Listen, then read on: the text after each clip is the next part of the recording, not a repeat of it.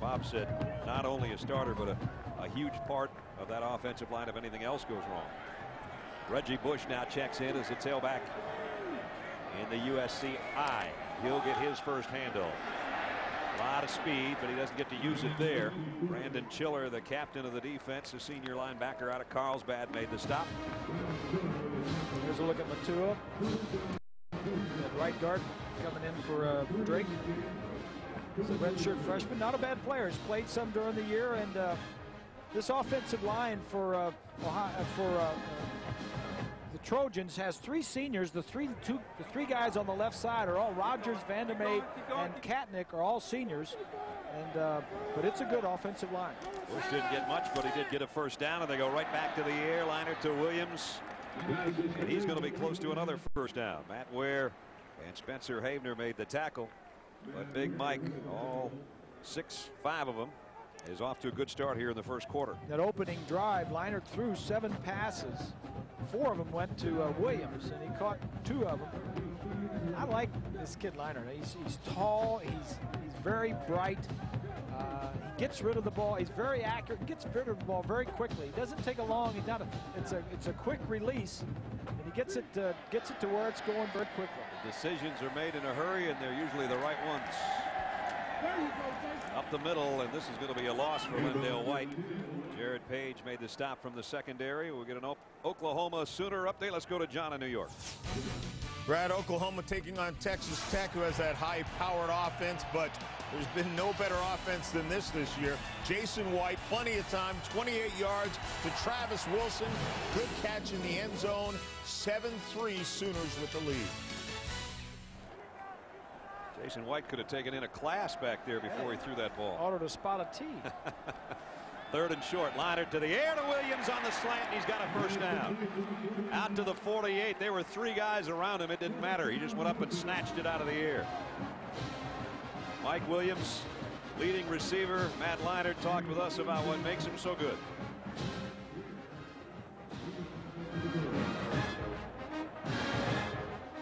And fast, and you know, he obviously makes my job easier. He gets open, and he just makes plays.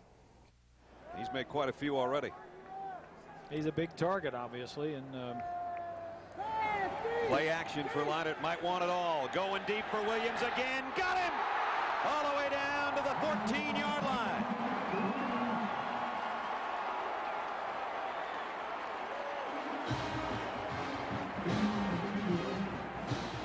Well, we just talked about him, and UCLA is not doing anything special. He runs right by the up guy. Now he runs the route off the second man, the safety. You just throw it to the inside. I mean, the front guy, the corner, needs to get a jam on him, slow him up, get him off of his route.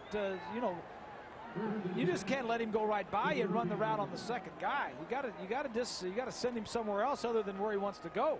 And Emmanuel is the guy that's down, trying to stay with that play, and he's injured in the secondary. And you see where his hand is, either his hip or his hamstring, and he's in a lot of pain. We'll take a timeout. 6:11 remaining in the first quarter. We'll try to check on Ben when we come back. 7-0 USC. Hey, I'm Stan. I'm one of the guys making hockey here at the factory. You know, there's a time when Made in America was just a fact. Soon it became a rallying cry for the whole country. It stood for pride, integrity, hard work. Seeing Made in America stamped on something let people know that that was a darn fine product.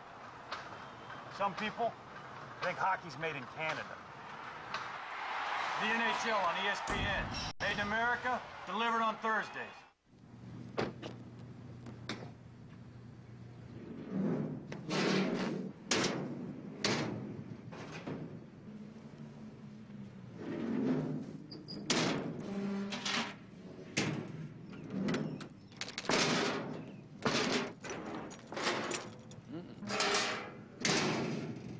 Basketball's back, and not a moment too soon. The NBA on ESPN Wednesday and Friday nights.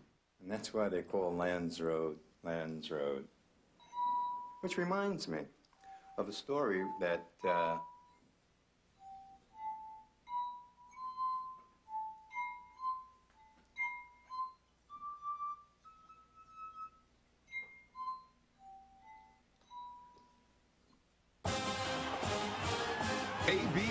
Sports, Saturdays, the home of college football. And Dan Emanuel now being helped off. Matt Leinart off to a great start. Has 10 pass attempts. He's thrown 7 of them to Mike Williams and has 5 catches already. And he's mixing it up. He's not the only receiver he's using, especially on that opening drive, as Matt used 4 different guys when he went 5 for 7, including the touchdown to Williams. Now there goes a dent in the secondary. That's not going to help the cause for UCLA either.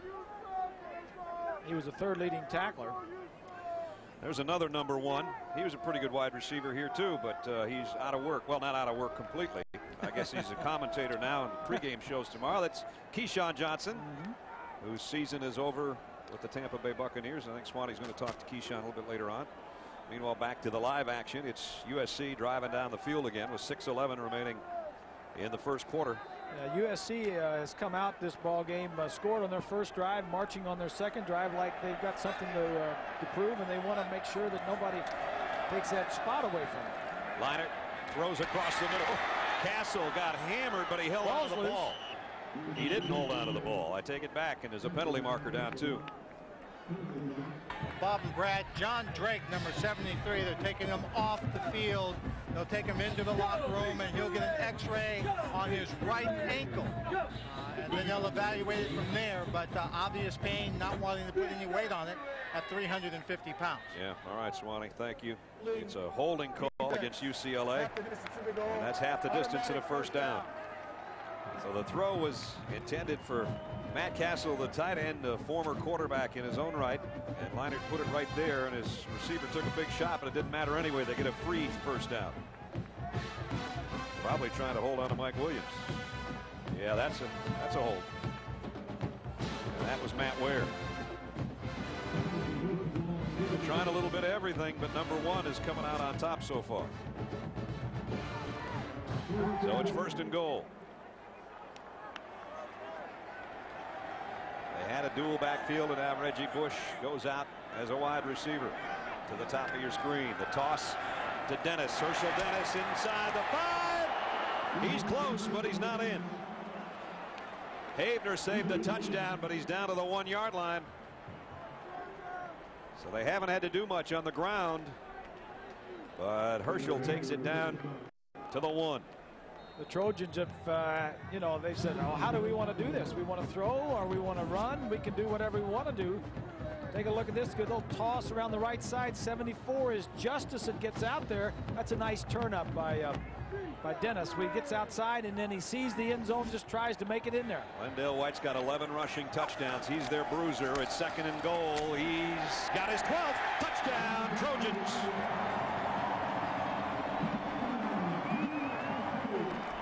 And the freshman in the end zone from a yard out. It's 13-0.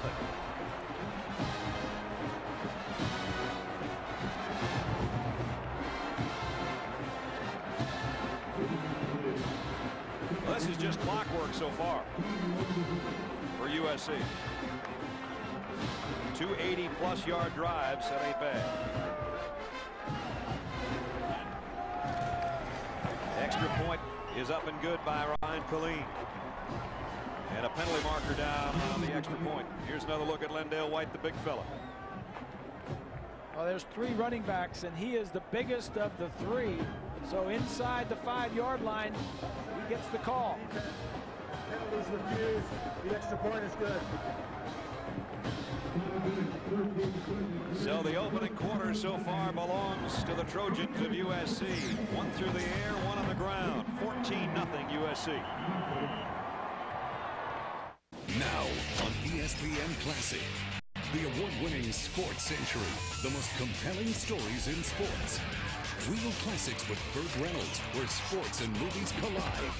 Classic Big Ticket, those who made history face off one more time to settle the score. Plus, when yesterday's game becomes one of the greatest in history, you get a second chance to see it as an instant classic. It's sports at its best. It's ESPN Classic. Let's go round the horn, baby. Max is in reform. Next topic. Sports writers, learn your lesson. What is the best story here? or you'll be gone. See you later, he'll shut you down. Say bye-bye. That's Around the Horn. Weekdays at 5. Around the Horn with Max Kellerman, weekdays at 5 on ESPN. Yeah.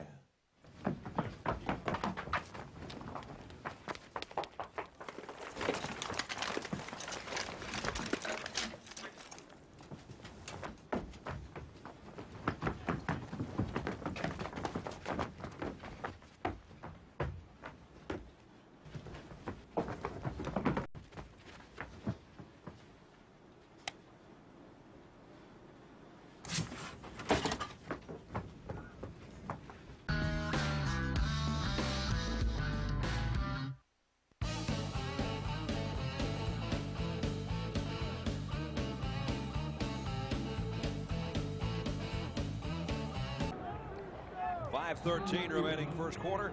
Brad Nessler, Bob Gracie, Lynn Swan, our ABC crew here in the Coliseum, and it's all Trojans so far.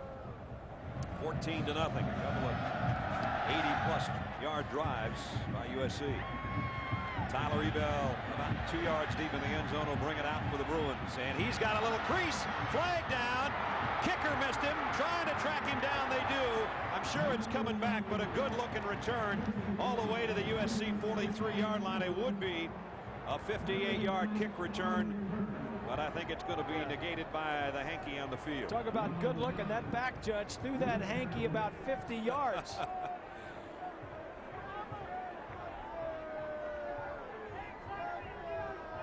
Holding during the return. 10-yard penalty on the spot of the foul. First down. It's too bad for Tyler. That was a good-looking kick return.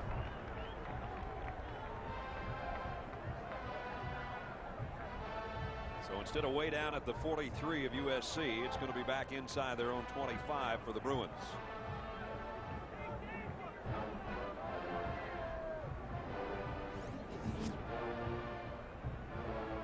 I think it's right here. Watch the Bruin, the white shirt. Hold him, hold him, hold him. You see him throw it right there. Now there'll be another flag coming in, but we're not going to see it on this shot. But that's a good call by the official. The return would have never been that long had he not held the Trojan. I may have said inside the 25 of the penalty, inside the 15 is what I meant to say. We're down to the 13 now, so you're talking about a loss of about 45 yards on that penalty in what could have been. Olsen, quick slant, overthrew Greg Bragg. A little bit behind him. And it brings up 2nd and 10. Yeah, the Bruins offensively have not gotten it done this year. And Carl Durrell came in. He brought in the West Coast offense. And not only was it new for the players, new terminology, but also the coaching staff. So Carl's got to teach it to the staff and to the players, all new terminology. And in all fairness, you're not going to get this done in 1 year. No way. But he stayed with it, and he's building a foundation. 2nd down and 10. Olsen nailed way back at the 3. Mike Patterson came through there like a shot. Patterson's 7th sack of the year.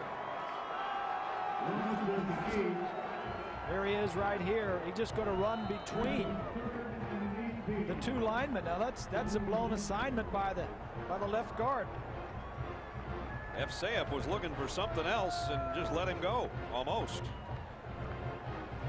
Boys, I don't ever recall freight trains being allowed to run through the Coliseum, but maybe I am mistaken. Boy, that was one. Here's a handoff to Ebell. Or rather, Maurice Drew, and the freshman tailback goes out to the 18, pickup of 13. But that just gave him enough room to punt. Yeah, this game has gone pretty much the way the book would have it. USC strong on offense and defense, and the Bruins struggling on offense have punted the first 2 times they've gotten. Chris Kluwe will have to punt again. He's inside his own 5. Will Poole back deep for USC. Should get great field position. Boy, got a nice kick. Poole waits on it and mishandles it, but he got it on the bounce. It'll cost him some yardage, but they didn't give up the football. Almost fumbled that one, but he stayed with it. Here's today's singular wireless poll question. Of today's rivalries, which game is best? Michigan, Ohio State, Auburn, Alabama, Harvard, Yale, this one, or Cal and Stanford? Got some pretty good choices up there. To vote, log on to ESPN.com, search ABC Sports, or wireless users text vote to 222. And we'll have the answer to the poll in the second half. I don't see Indiana Purdue up there, boy. First down at the 29. Play action for Leinart. Matt's got time, throws short, comes back to his safety valve. That's Lendell White. And a penalty marker down. 2 penalty markers down in very different parts of the field. One was at the end of the play, and one came flying in from the secondary.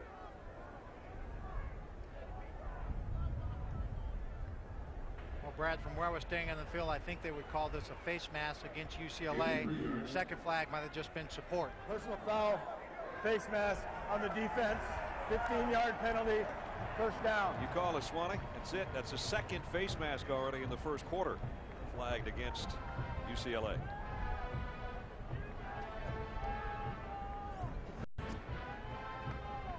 There's Lendale, and there goes the helmet. The opposite direction is Havener. That's just being out of position to make the tackle, and then that's just an excuse to try and make the play. You just can't do it. You're going to hurt your team even further with a 15-yard penalty. Havener, one of the top players as far as making big plays. 3 interceptions, a couple of block kicks this year, but he cost his team on that one. And it's great field position again. 4 wide outs for USC. They work from their own 46-yard line. Here's Lendale White looking for some room. Got a couple. That's about it. At the conclusion of today's game, we'll select a Chevrolet player of the game. Chevrolet will make a $1,000 contribution to each university's general scholarship fund. There is Dave Ball, one of the captains defensively. He's leading the country in sacks coming into this one with 15 and a half. And he's going against one of the best offensive tackles in the country, and Jacob Rogers. That'd be a good battle all day. Rogers hasn't given up a sack in the last 23 and change. Herschel Dennison, a little swing pass. They got a lot of weapons on this USC team. They can change up bodies once in a while. At least defensive coordinators think they can get a tendency because of which back is in there. We already talked about Lendale's kind of the bruiser. Dennis and Bush can do a little bit of everything. Bush has the most speed. Well, not only do you have good personnel at every position, but then you have an offensive mind sitting up in the press box willing to pull all those, push all those buttons. Third down at 4. Let's see which button they push right here. In UCLA territory again. Leinart trying to get it to Mike Williams. Williams turning around looking for a flag, and there it comes. Well, there's a couple of them. And there comes a second one. They were late arriving, but they got there. And Larry Farina will tell us whether or not it was offensive or defensive pass interference. We expect one of those to be the call, and they're talking it over with UCLA. Yeah.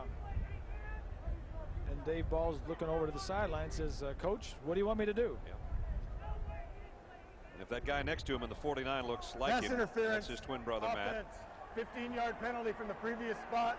Replay, third down. Take a look down here. He just pushes it. Oh, that's a mugging there. Yeah, you know, part of the education of these wide receivers and all the players on the field should be when you're out there, which officials are looking at you. I mean, there's 2 guys that are doing nothing but looking at that wide receiver and corner. So if you go out there and do that, I mean, you're going to get a flag right away anyway. Yep. The offensive lineman and the defensive lineman, the umpire standing right behind him, is doing nothing but looking at you. And Mike Williams, Bob, has to resist the desire to just manhandle that smaller defensive back. He's just going to dig a hole for him. It's like a net. Just swat him away. 3rd and 19. They go the other way, and he swats that one out of bounds with a first down. Well, he got his penalty back and then some. UCLA is not doing anything different. Let's try and stop this. Single coverage on the outside. Ware is looking into the secondary, looking into the quarterback. Just man-on-man single coverage. He had him deep, but he didn't have him short. Needed 19, got 19 and 2 feet, and over 100 yards receiving in the first quarter. Remember, he had a 3-touchdown quarter against Stanford this year. Had 3 touchdowns last week. He might be on his way to that. Leinart slips down as Reggie Bush goes down as well for a loss on the play. That's the guy, Mike Williams, that was not interested in going to any schools in Florida. He's from Tampa, Florida. He came all the way out to USC because they said you can play wide receiver. All the schools in Florida want him as a tight end. 1,200+ day of his career and his 7th this season. And the way he's playing, it might be a 300-yard day before it's over, if they choose to go to him that often, because every time they have, for the most part, he's produced. Quick snap. Matt Leinart back to throw, has time, steps up in the pocket, finds Williams again. Down to the 25. Like I said, it might be a real big game before it's over. 20 more yards. Well, he doesn't catch that unless he's 6'5". That's true. I mean, and he really had to jump from behind the quarterback. Go ahead and just take a look at it. So it sets up. There's one guy going deep, and he just throws this ball. He's got to throw it over these linebackers, and there he has to just jump to catch the football. That is huge. You just throw it over everybody. Here comes a blitz on Leinart. Sets and fires. Got him again. Inside the 10. It's 1st and goal. Matt Leinart's just throwing darts right now, and this guy's the board. Well, this is when it's fun. This is when you're smiling, because UCLA is not doing anything to take him away. They don't have anybody can stop him. There's a linebacker, number 11, Chiller, trying to jam him. What they need to do is jam him at the line of scrimmage. He's 230 pounds. Somebody can jam him and reroute him. Don't let him do what he wants to do, get off the line of scrimmage. Pretty soon they're going to have to put one of the Ball twins out there to jam him, because nobody else is touching him. It's 1st and goal. Herschel Dennis in at the tailback.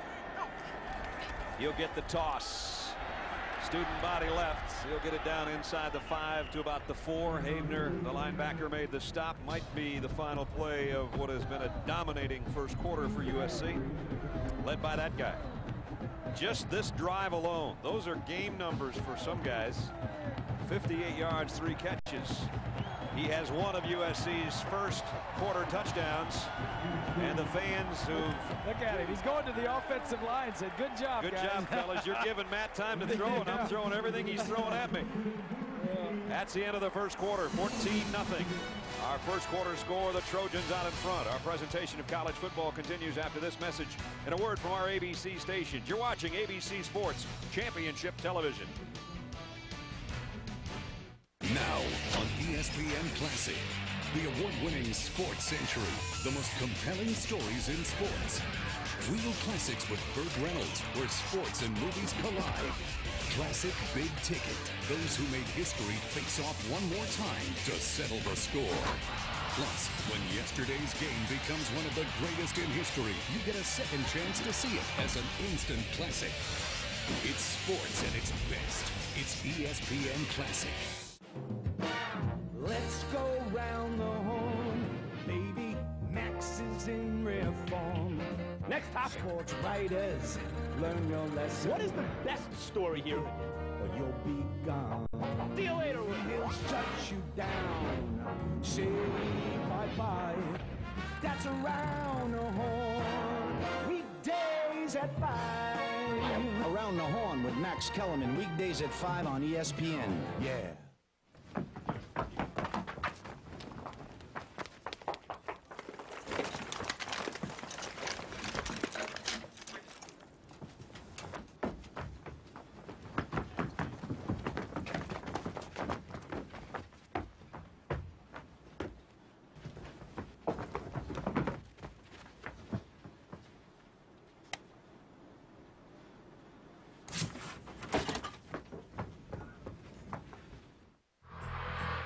They say I look at the ball the way a linebacker looks for a sack.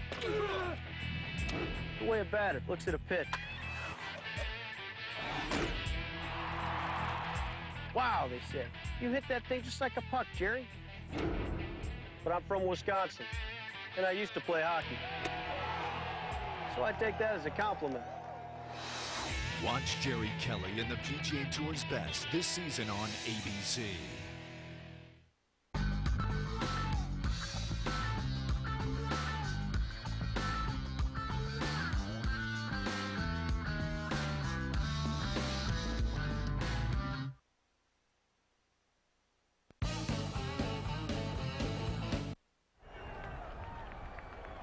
Starting the second quarter, second down and goal, USC just inside the UCLA 5-yard line. Leinart to throw again to the end zone, touchdown, and it's Mike Williams. Who else?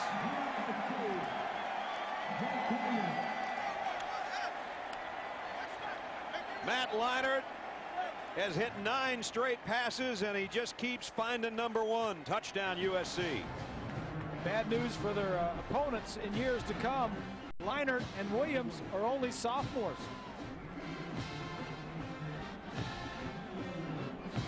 Wow, what a half for those two. Extra point is up and good. Matt Leinart is 13 of 15 right now.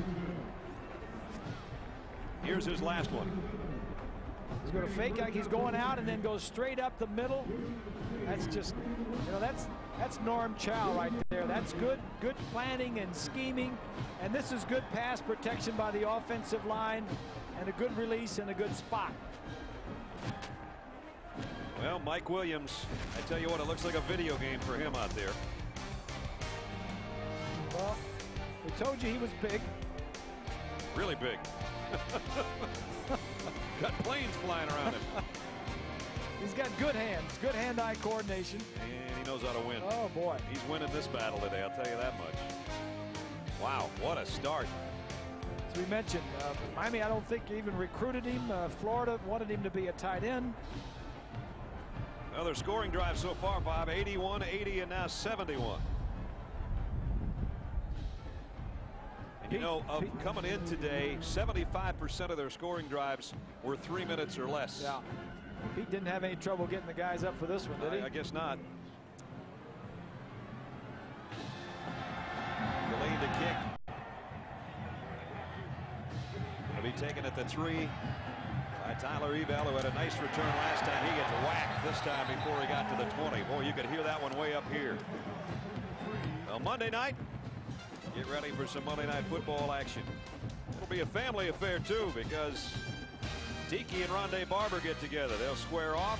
Both teams trying to salvage their season a little bit. Giants and the Bucks Monday night with Al and John live at 9 Eastern, 6 Pacific on ABC. I remember when the Barber brothers were playing at Michigan, at Virginia, yep. And now they're back. One's on offense, one's on defense, and going to be tackling each other. And we've got a couple of sets of twins in this game. The Ting brothers for USC, the Ball brothers for UCLA. Right now it's the Bruise brothers for UCLA because USC's not giving them anything on defense, and they're tearing them up on offense so far. Maurice Drew, good-looking freshman back. Kind of a bowling ball at 5'8", a couple 100 pounds. Traveler's going to have sore knees by the time this one's over today. Going to have fetlock problems by the time it's over if he keeps running up down the sideline. Remember what Ara Parsegian said back when Notre Dame was playing one day that USC was probably running over Notre Dame just like they are USC, the Trojan and the Bruins here at the start. He says that horse, he says, I hate that horse. He says he's going to die of exhaustion. Here's a nice play, the open field by Maurice Drew. That's the best play of the day for the Bruins. Picked up 28 yards. Jason Leach made the tackle. And so finally UCLA gets something going on offense. Steve Axman, the offensive coordinator, setting up a little screen pass. Back's going to slide out to the left. The offensive lineman gets out there, makes a nice block right there. That was Isaev. Heck of a block and a one-handed catch by Drew, or they never would have gotten that thing off the drawing board. Ebel back in. Olsen rolls to throw on first down and completes it. Joe Cohen out there makes the grab. Not much gained. Picked up about 3.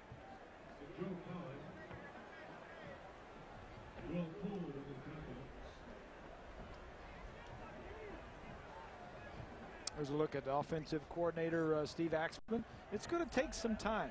And you know, to build this foundation offensively and defensively for the Bruins. You come in with a new staff, a new coach.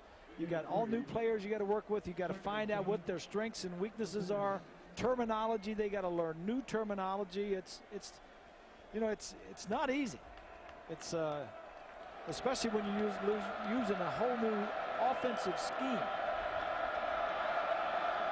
At the 49, second man through. Tyler Ebel got across midfield. That's about it. Let's check in with Lynn. Thank you, Brad. I'm with Keyshawn, and obviously Keyshawn, that number 1 is out of respect for the newest, greatest wide receiver at USC, Mike Williams. He's passed both me and you up in our careers. Well, no, he hasn't passed me up. He hasn't gets 14, but he's well on his way. Well, you know, right now he looks pretty good. You know, he's leading his team hopefully to a national championship. He is definitely a force to be reckoned with in the NCAA, and I just can't wait to see him get to the National Football League. You were a big receiver in college. You look at him, he's bigger than you. Way bigger. Okay. Tell me what he has to learn, what he has to do with that size, because he's done some great things out here, but sometimes it seems maybe he tries to use that too much. Well, I think, you know, one of the things that he's going to have to do is move away from the dinner table. He's a little thicker than what you probably would like in a receiver like that. He seems to have pretty good hands in me. You know, I like his feet. He can get in and out of his breaks, and I think that's the important part, but you got to be able to see if he can run just a little bit. And the system in which he's playing? Same system, does a great job. Same system, similar to what we were doing in Tampa, and he's, you know, he's been able to utilize the guy and get the ball to him. Whenever you do that, he's always going to be okay. All right, now, are you looking forward to your next career in this season? Yeah, I am. TV. I'm looking forward to it. I got an opportunity to work with a bunch of guys over at Fox that I consider the best team in football, with Terry, Howie, JB, and Jimmy there. So I'll be there tomorrow morning, and it'll be fun for me. All right, Keyshawn, thank you very much. I'm just going to tell the folks at home, I talked to Keyshawn about the deactivation, about going to work at the studio, and he said it's a subject he didn't really want to talk about. I explained that to me, but he said he's looking forward to moving on, doing a good job in the broadcast booth, and looking forward to playing football next season. All right, Keyshawn, get some sleep tonight. There's a production meeting tomorrow morning with the guys. You got to realize that. 12:24 remaining. Only a 7-yard shank punt by Kluwe. USC's got a big lead in the ball when we come back.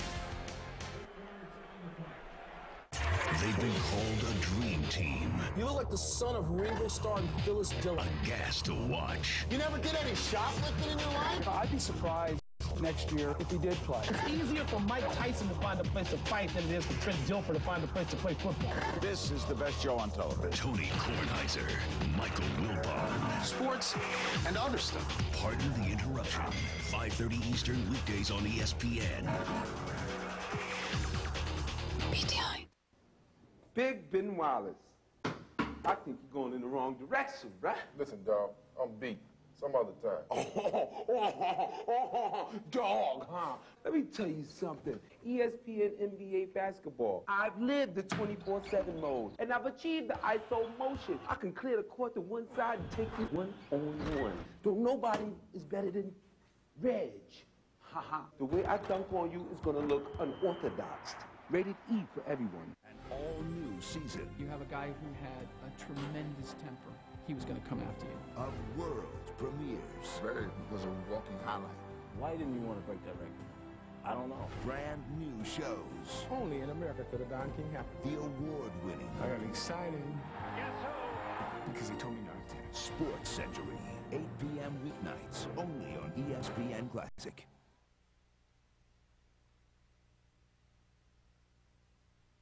How's the offensive line coming? Well, it's going to take some time. Oh, I'm up. It's only the only issue. Had a lot of guys graduate, right? So they got holes to fill, and this is the SEC. I mean, everybody's got talent. You know, it's just...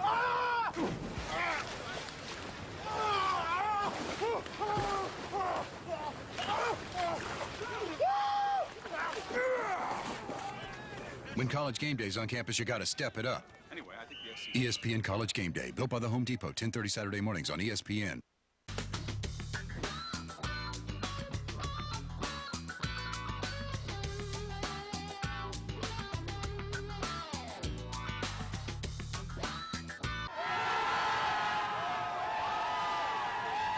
USC fans happy. They've got the sugar out. They've got a ways to go. They've got almost 3 more quarters here and 4 more against Oregon State in 2 weeks. But the way they're playing right now is pretty sweet. I'll say that much for them.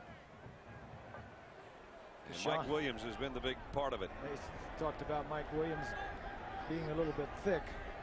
If he doesn't push himself away from the table, they'll just move him to tight end. Yep. Leinart down the middle. Well, he pushes himself right through the secondary. Inside the 30, down to the 28. There goes 30 more yards. I said he might have 300 for the game. He might have 300 by halftime. He's got 173 yards receiving. We just are early in the second quarter. It's zone. He's running by everybody. Nobody. London, number 9, is the middle linebacker. That's a 2-deep zone, and London is running from the middle linebacker spot to the deep middle. This is pitch and catch. He's 14 of 16. 10 straight completions. And 12 of them have gone at Williams, and he's caught like 10 of them.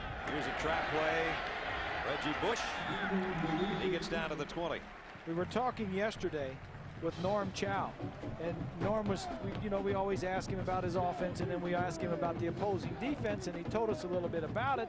And the bottom line, he says, bottom line is you just got to do what you do. Yep. We got to run our offense. Make them stop us. Exactly. So we going out there and we're going to do what we do best, and we're going to spread the field. We're going to throw the ball down the field. And UCLA has not even come close to stopping it. I just don't understand why more people don't use that approach instead of worrying so much about what the defense is showing you. Talent. Well, that's true. They got the talent to pull that off. I guess that might be the difference. They've got the talent, and they've got 2 guys on the coaching staff that are better than most. They've got a defensive coordinator named Pete Carroll, who's the head coach as well, and they've got an offensive coordinator named Norm Chow. And those 2 guys alone run the offense and the defense, and they are probably better than 99% of the offensive and defensive systems in the country. So Matt Leinart did 10 in a row, finally an incompletion, and it forces a rare 3rd down, 3rd and 3. Just a 2 tight end set, both split out here to the left side as it looked like Matt's changing things up. And back to throw, and lofts one through the hands of Kerry Colbert again. Certainly catchable. When you consider Williams dropped one in the end zone, Colbert just dropped that one, and both of them maybe a little bit off, but appeared to at least been touched. Matt Leinart could be almost perfect. Leinart didn't throw a pass last year. He is a redshirt sophomore who was a 3rd-string quarterback last year, got into about 3 or 4 games, never threw a pass, didn't know that he was going to be the starting guy this year until he fought through 3 or 4 other guys and won the job. Ryan Killeen will try a 38-yard field goal as finally USC's offense stalls a little bit, and he just got it. So they tack on 3 more. I don't know if that's a moral victory of sorts for the UCLA defense, but finally they don't give up a touchdown. And that was awfully close. High up on the right upright. We'll take a look at it again from 38 yards away. Whew, that was close. We've got a 24-0 USC lead. We've got time for our Aflac trivia question. Lynn Swann's USC career high is 42 receptions in a single season. Which Trojan holds the single season reception record? All right, well, we'll get you that answer a little bit later on.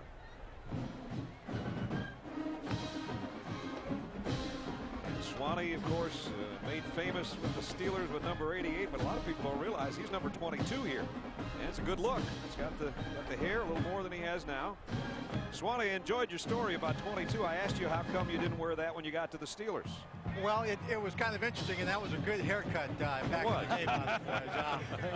When I came to the Steelers, I was 22 in the preseason, but they had just passed a rule in the National Football League that said you had to have a number according to position, as we watched the kickoff and UCLA trying to return it to get some good field position. But what happened was I had to switch to an 80 series number. And so after the last preseason game, I took off my 22 jersey. I gave it to the equipment manager, Tony Parisi, and he said to me, Swanee, what number do you want? I said, I don't care. Just give me a number. I tossed it to him. First game against the Baltimore Colts at Three River Stadium in 1974, hanging in my locker was number 88. I asked Tony why number 88. He said, well, You had double digits in 22.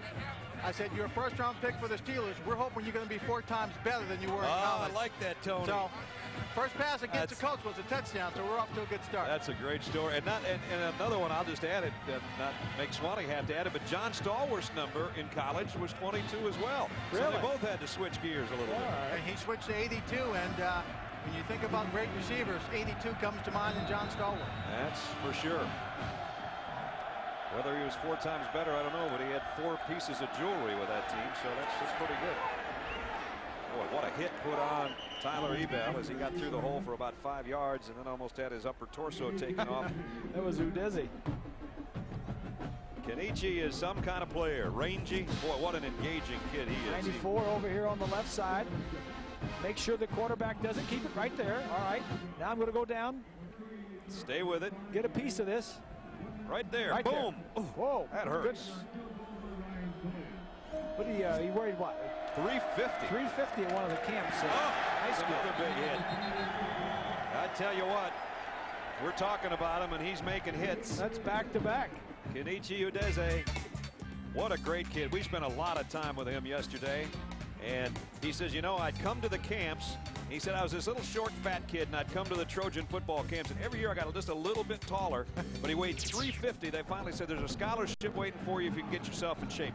He now has 7% body fat, and he weighs 280 pounds. That short, fat kid is now a big kid, and he's a player. A really good player. He's just a junior. He'll be back next year. 3rd down and 8. Olsen in trouble. Steps up, he's going to tuck it in, get what he can, and it isn't much. Only got about a yard. It's 4th down, and UCLA will have to give it up again. So we work our way down to 9.5 minutes remaining in the half. A half dominated by the Trojans in this 73rd matchup. The last punt by Kluwe only went 7 yards as he shanked it off the side of his foot. He needs more than that here. Carlson's the guy back deep waiting on it. See if they try to put pressure on it. And he does get a nice kick. At least better. Fieldable though, and Carlson takes it at the 49. Goes down to about the 42-yard line. So great field position for USC as if they need it right now. With 9:03 remaining in the half, they lead 24-0.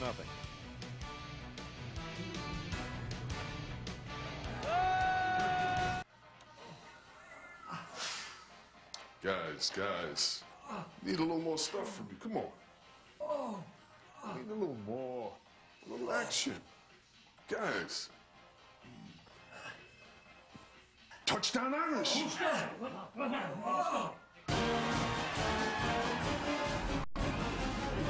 ABC Sports, Saturdays, the home of college football. Intimidated? Leave it in the trunk of your car with your tennis shoes. Worried? Come on. They make an oversized driver with a huge sweet spot, especially for this occasion. Afraid of the water? Ball's not. After all, you've done this 101 times in your head. Just make this number 102. Catch Rich Beam and the PGA Tour's best this season on ABC. Just like America, hockey's become great through the contributions of immigrants. And here at the factory, we follow that example. Wally here's from Finland. Sergei's Russian. That's Kembo. We're not sure where he's from. The point is even though we're all from different cultures, we all speak hockey and English, mostly. The NHL on ESPN. Made in America, delivered on Thursdays. Well, he's wearing number 3. That's where they were in the BCS standings when the day started. Now he's holding up 2 fingers. That's where they're going to be next week after Michigan beat Ohio State today, if they continue to do what they're doing right now. And that is putting it on UCLA, their crosstown rivals. 24-0. USC with a lead. 9 minutes and change remaining in the second quarter. Good field position at the 42. Quick pass complete to Kerry Colbert. First time Kerry has gotten his hands on one and held on to it. And you know, we talk so much about Mike Williams. This guy's a heck of a receiver. He really is. He's caught over 50 passes the last couple of years. In fact, he's probably a more complete receiver. Uh-oh, Big Jake is hurt and angry about it as he just ripped his headgear off. He's the guy that has the job of trying to slow down Dave Ball or Matt Ball, depending on which side they play. And the senior out of Oxnard, who hasn't given up a sack in the last 24 games, big 305-pounder, another good one in the long line of left tackles at USC over decades, really. You see that he's not happy about that. No. He's an offensive lineman that has a mean streak in him, and that's good to have. That's Torres, number 66, is taking his place. Second and short. Dennis on a stretch play, and Herschel gets knocked down before he gets to the line of scrimmage. Going to bring up a third down. Haven't been a lot of third downs. Let's take a look at our Pacific Life game summary. It's Mike Williams and Mike Williams and Mike Williams. That time over Matt Clark, just climbed up over him. This time put a nice move on Matt Ware, the other corner, and scored part of a, what's he got, 173 yards receiving, 174 receiving on 10 catches. It's not bad. That's not bad. For a quarter and a half.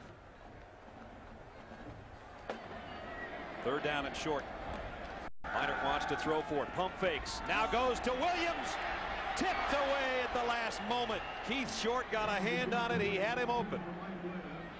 Would have been another touchdown. Well designed play and well executed by the quarterback.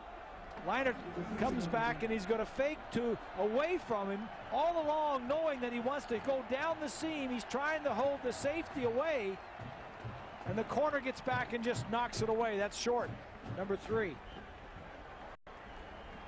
Good play. And now at fourth down, USC going for it here. Fourth down, a long one. There's their season numbers. They're pretty good at it. And penalty markers blow this one dead.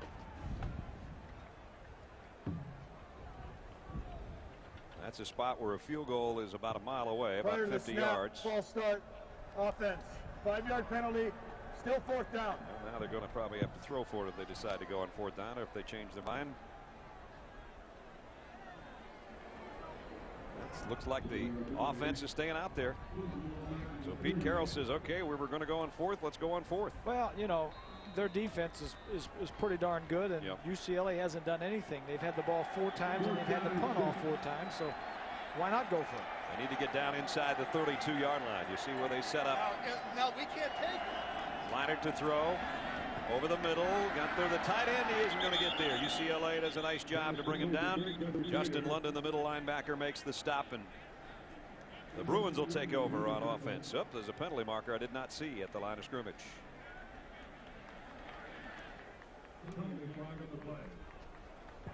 Offside, defense. Oh, boy. 5-yard penalty, still Well, fourth down. go right back to fourth down again, and I guess they can use what they were planning on using the first time.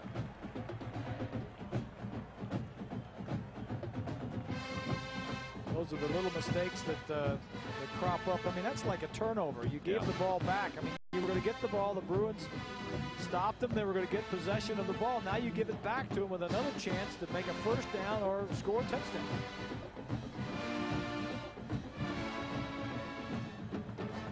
Pete Carroll, the energetic head coach of the Trojans. Boy, this team has taken to him like a duck to water. And here on fourth down, Leinert again will throw for it. And he lofts. He's got a man wide open. Reggie Bush down the sideline out of the backfield. Boy, nobody got over there. They're lucky they got back on that lofted pass, or it could have been worse because he's got unbelievable speed. Well, everybody's paying all the attention to these 3 guys lined up tight here, but outside here, here's Bush. He's just going to go straight down the sideline. He fakes to the, no, he swings out of the backfield, excuse me. Yeah, that's well designed because the cornerback comes in with the guy lined up on the outside, and Bush swung from the outside. I thought he lined up at wide receiver. He does that at times. And now it's first and goal again. At the 6. Leinert again. End zone. Not quite. Yes, he did get in. No, he didn't. Reggie got to about the 1-foot line. You could see the end zone coming, but he didn't quite get there. Chiller put a hit on it. I'm very impressed. Very impressed with USC offensively and defensively. They do everything well. Back's going to circle out to our right side, give him the ball quickly, let him get ruled his knee was down before he went in. But defensively and offensively, USC has got everything it takes.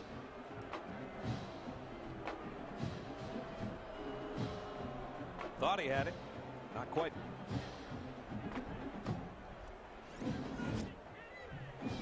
Look at the numbers for USC. 300 total yards already. We still have 7.5 minutes to go in the first half. Well, they haven't come close to slowing them down.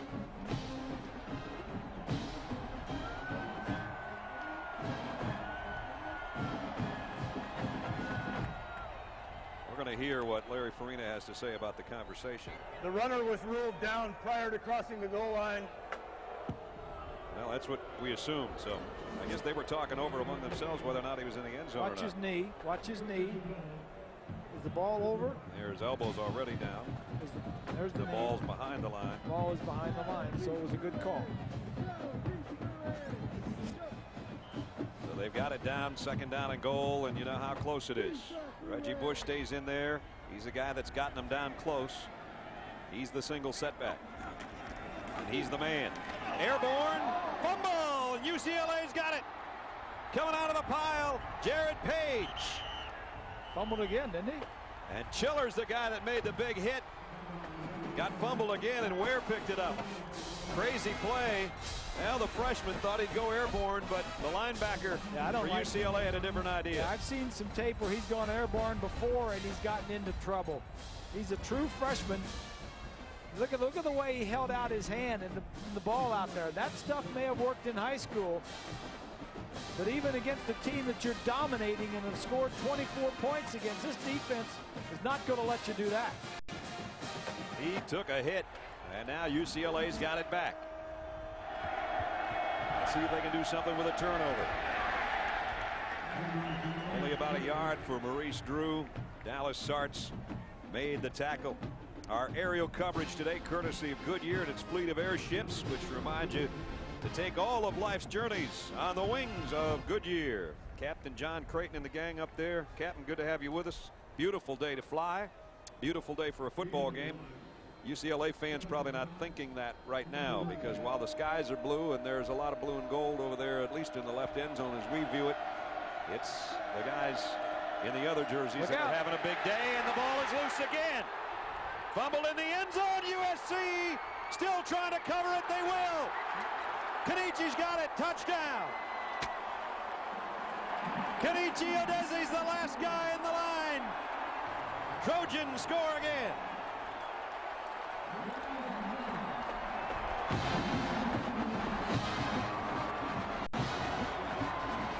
He winked at me yesterday and said, maybe I'll get 3 sacks for you. I said, we'll do something special.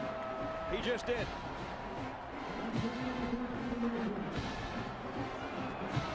Ronald Nunn's the guy that came in that put the hat and the hit on Olsen. The ball came out, and after a scramble by both teams, Udeze with a touchdown.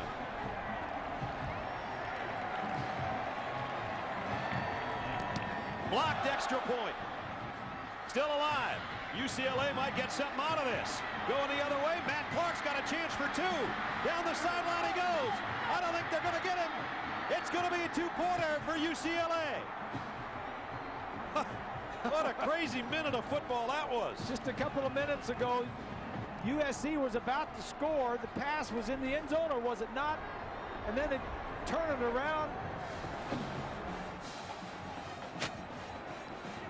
Blocked extra point and going about 90-some yards the other way was Matt Clark.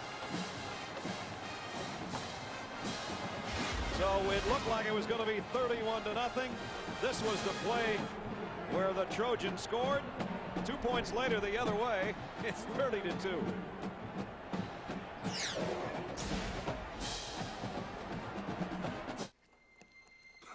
They're saying just what I've been saying for years. High school ballers just aren't prepared for the NBA. That's funny. They're saying the Dolphins secondary is unstoppable. I was just saying the same thing.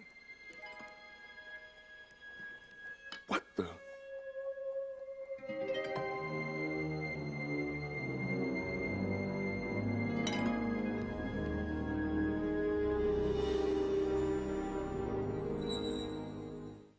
Now on DVD. I'm going to tell you all something right now. I will not lose. The true story of legendary coach Paul Bear Bryant. You're playing for the Bear. I don't care who you were in high school. We're going to work now. Who taught his boys. Coach is the real thing. I ain't God, but you are to them. How to become champions. You was born to play football. With special features including a look at the real Junction Boys. You all know when you're ready to be your best, when you ain't got nothing left to fear. The Junction Boys. Own it today on DVD.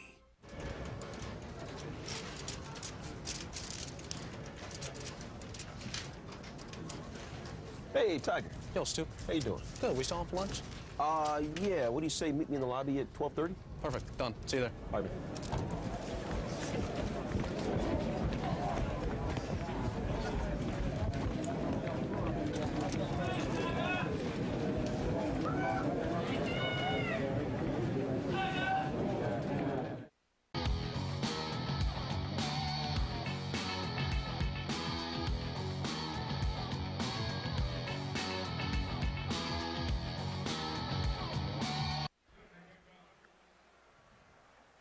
Back at the Coliseum with Bob Greasy and Lynn Swan, Brad Nessler. We just saw a wacky minute of football there.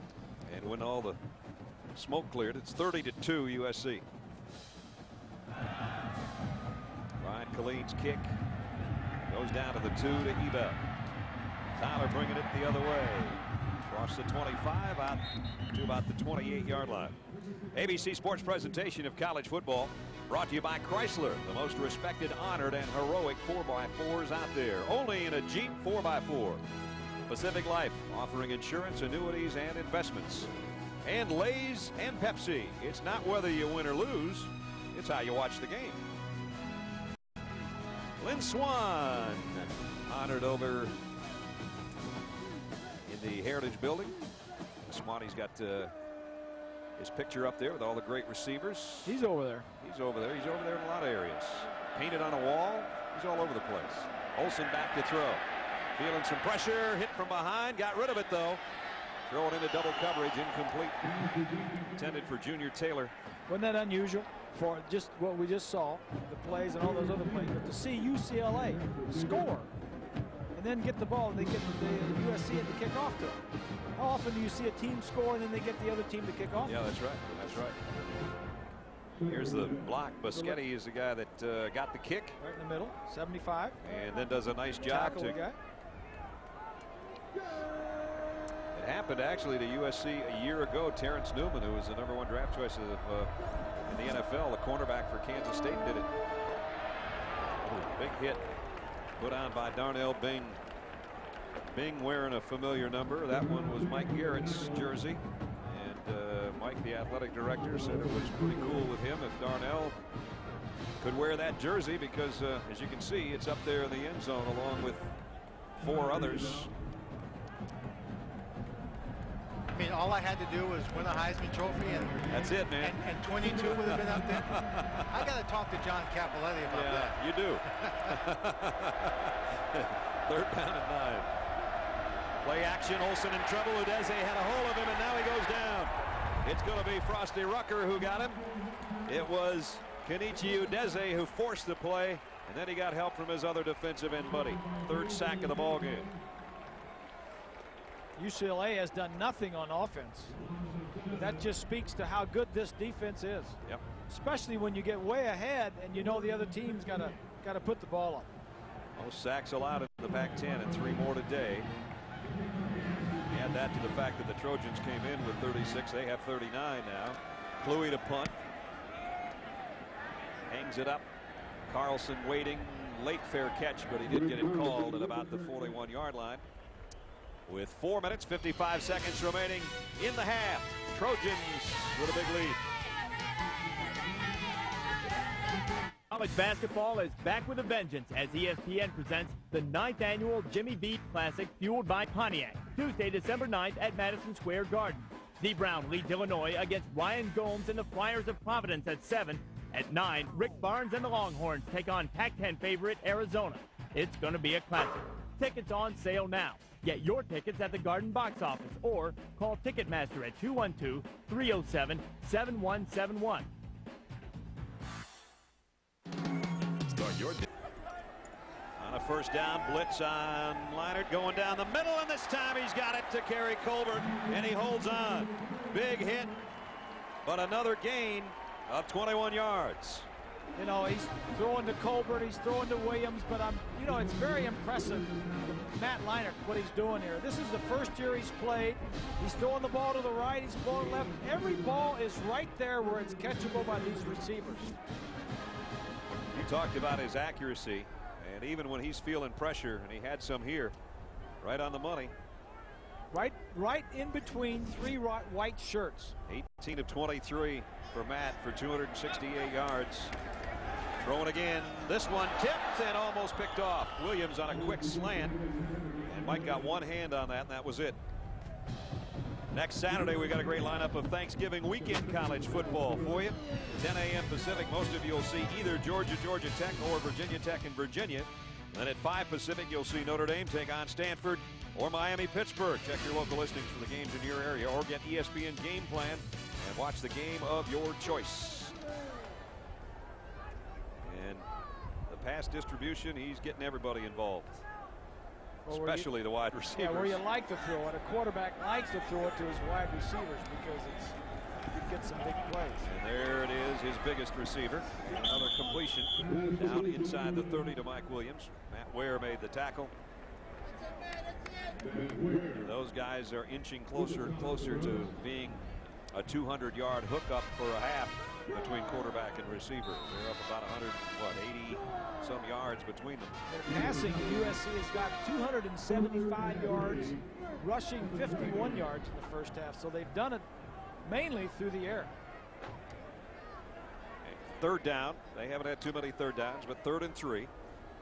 And 3 wideouts in there. Steve Smith, Kerry Colbert, and Mike Williams. With Williams, the big fella, in the slot right there on the left side of your screen.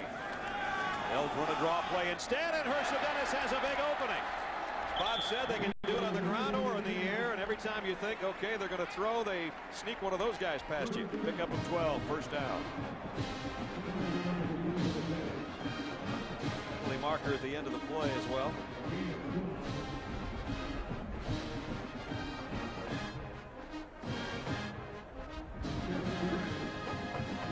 11th time today, if this play stands, that USC has had a play of 10 or more yards. They came in with 16 plays on the season of 40 plus. There are 2 fouls on the play. Dead ball, personal foul on the offense. Dead ball, personal foul on the defense. The penalty's offset. Result of the play, first down. All right, so that one offsetting penalties, personal fouls each way. Here's a look at Steve Sarkisian, the former BYU quarterback who was quarterback for Lavelle Edwards and Norm Chow, of course, the offensive coordinator for so many years up there. And this is a kid they really think is going to be a good coach. He already off to a good start, one of the young guys on the USC staff. A lot of young guys on that staff. There's 4 guys under 30. First down, Trojans already with a big lead. Here's the stretch play. That one almost broke open for Herschel Dennis. He got tripped up as he got through the line, and he still got down to about the 11-yard line. Now to 3 minutes remaining in the half. If you just joined us, it's been a huge day for Matt Leinart and Mike Williams as they have hooked up to the tune of 181 yards on 11 completions to his big wide receiver. And he's made it look easy. I mean, he throws such a soft ball. It's a nice spiral. And it's right on target most all the time. Saw the great numbers from Matt Leinart in the red zone this year with 16 touchdowns. He's in that red zone again, but they'll keep it on the ground. And this one, no gain, really. Bring up a 3rd down and at least 4. Dennis dragged down by Jared Page. So now on 3rd down, we'll see if Leinart does go to the end zone again, to add to his already seasoned statistics that are impressive. There you see Sarkisian sent it into place. And the big 6'5" left-hander steps into the huddle.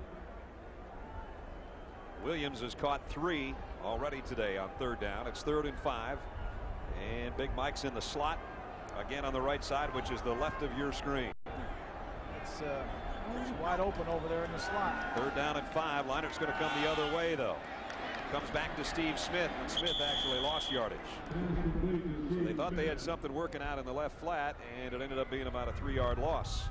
Coming up on the Capital One halftime show, John Terry and Craig will have highlights and analysis from around the country. They'll talk about Michigan's win over Ohio State and a lot more. Keep you posted on all the scores of the game still going on, and they'll have some things I'm sure to say about this one. So that's a minute 25 seconds away. Ryan Killeen's already hit a 38-yard field goal. He'll try this one from 32. This would be his 18th successful field goal on the year if he hits it, and he does. So tack on 3 more for the Trojans. A minute and 14 remaining in the first half. All USC over UCLA, 33-2.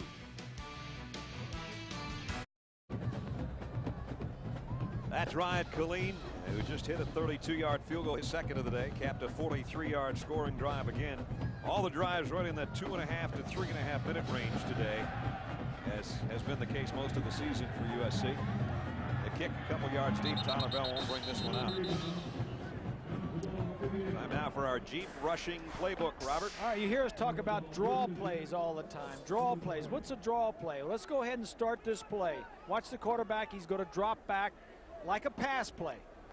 Now, see, he drops back. Now, watch the linebacker. See this linebacker? And this is a linebacker. They're going to drop out of there. Watch it. See, they drop out of there. Now, he hands it to him, and there is a huge hole in here because the linebackers dropped out, and they called a draw play. So a draw play is a fake pass and a run. Almost a face mask on that one.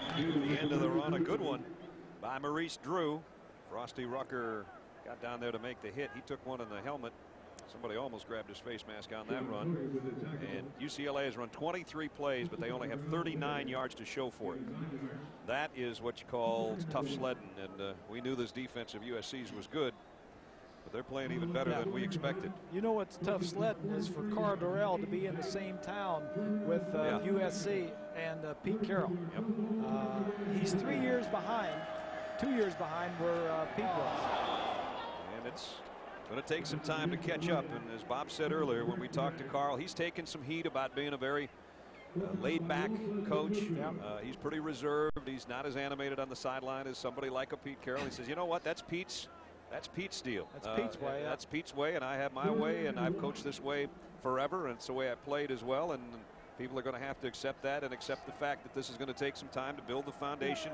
And, you know, give the guy some time. He's only been coaching 11 games, for crying out loud. This rivalry is different. It's not Washington State, or Cal and Stanford, or Arizona and Arizona State. This is an inner city. Yep. This is 15 minutes apart. 15 minutes apart, and you know, whatever the other guys over there are doing, especially with Pete now, he's got this program rolling. But his first year at USC, they were 6-6. So about the same boat that Carl's in right now. Exactly.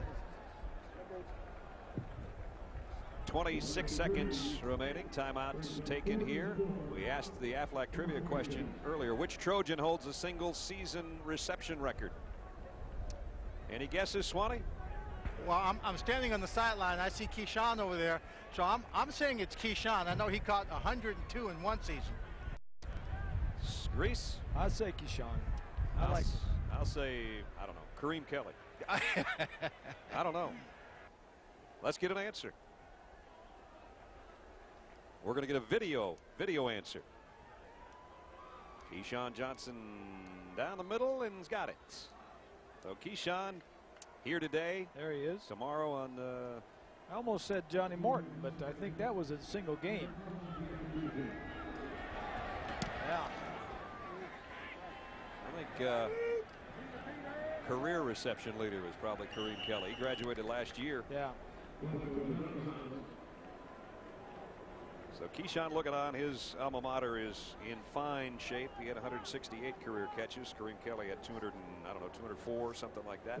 Hey, Bob and Brad, my career numbers at USC, I think, in 3 years as a starting wide receiver, I caught like 94 passes.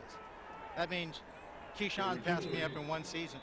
And Swanee, not only with the catch is there, but he catches and passes, and now he is the leader. No, I had Johnny Morton. Oh, see, I had Johnny Morton. I told you that he was a single game. Yeah.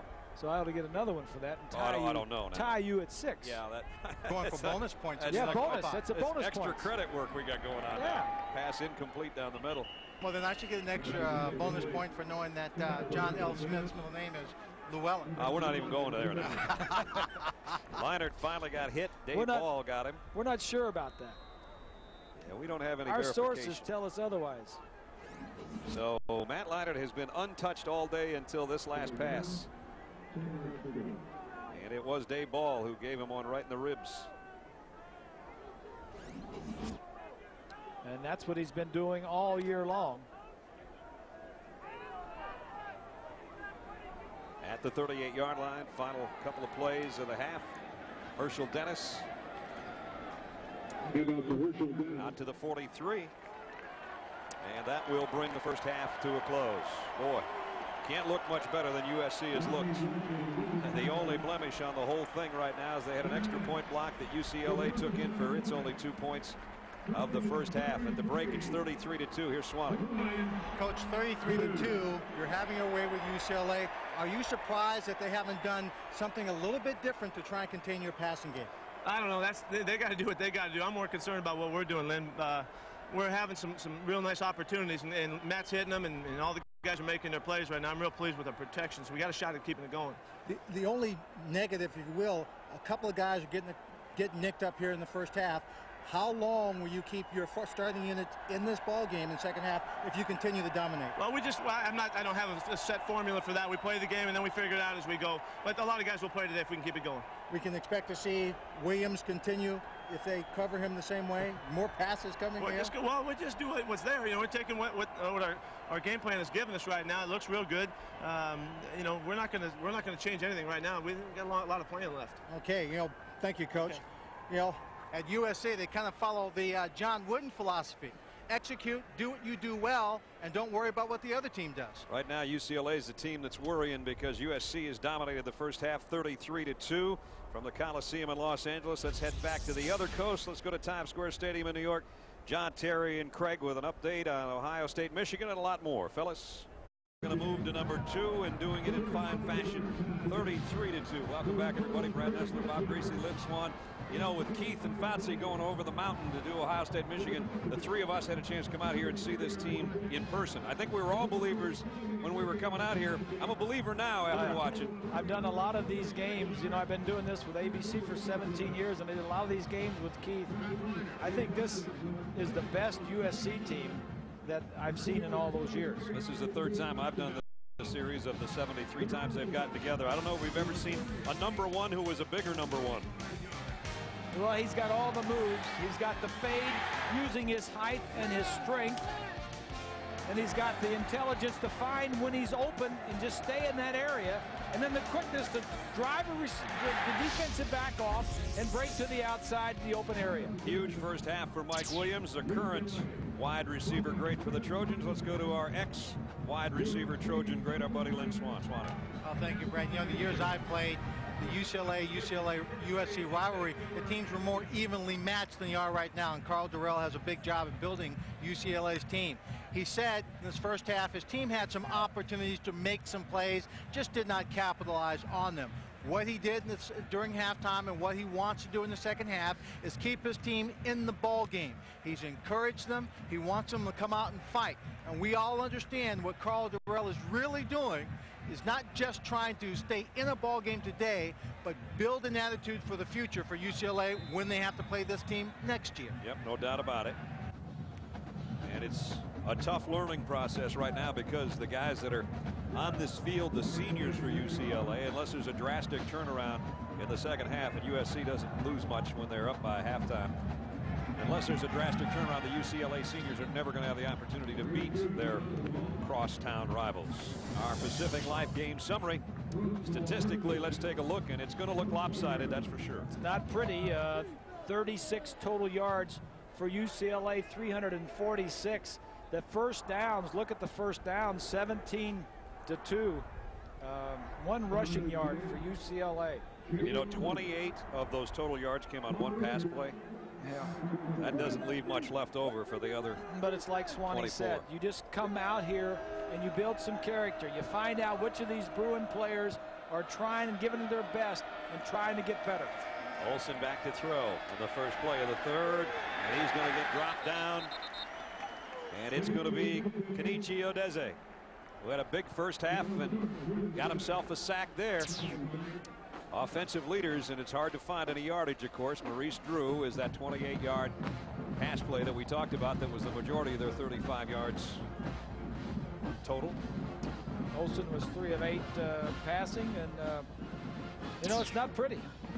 Dead ball, personal foul on the offense. Half the distance to the goal, 2nd down. And that won't help.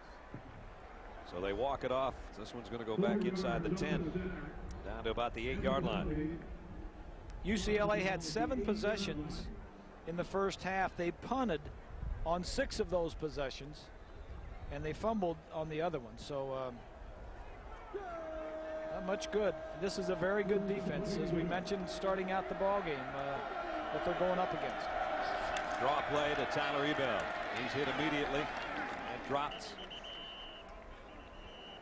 Maybe got a yard. Will Poole came up from the secondary along with Mike Patterson on that front wall. We were talking with Pete Carroll yesterday, and you talk about Sean Cody, Kenichi Odeze. They get a lot of the publicity. He said, yeah, I tell you guys, watch number 99 in the middle, Mike Patterson. And Mike had the first big hit of the ball game. Remember back in the first quarter, he just came up with that tackle.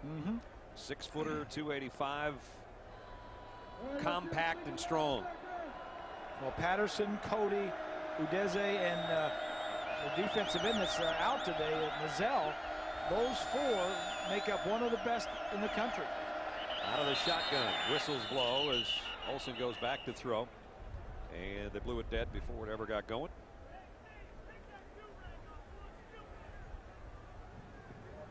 Dead ball foul, the live game.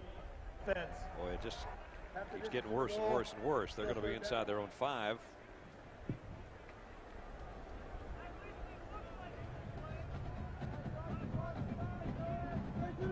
Going to walk it off from the 9 down to close to the 4. There's Drew Olsen. Drew, one of the sophomore quarterbacks. He and Matt Moore have traded off and on this year, quarterback. That's one of the good things about this. A lot of these guys, most of the starters on offense will be back. Kazarian, the tight end, will graduate, but most of the starters will be back. Olsen from his own end zone throws complete across the 10 to the 11 to Craig Bragg. Nope, they're going to say incomplete.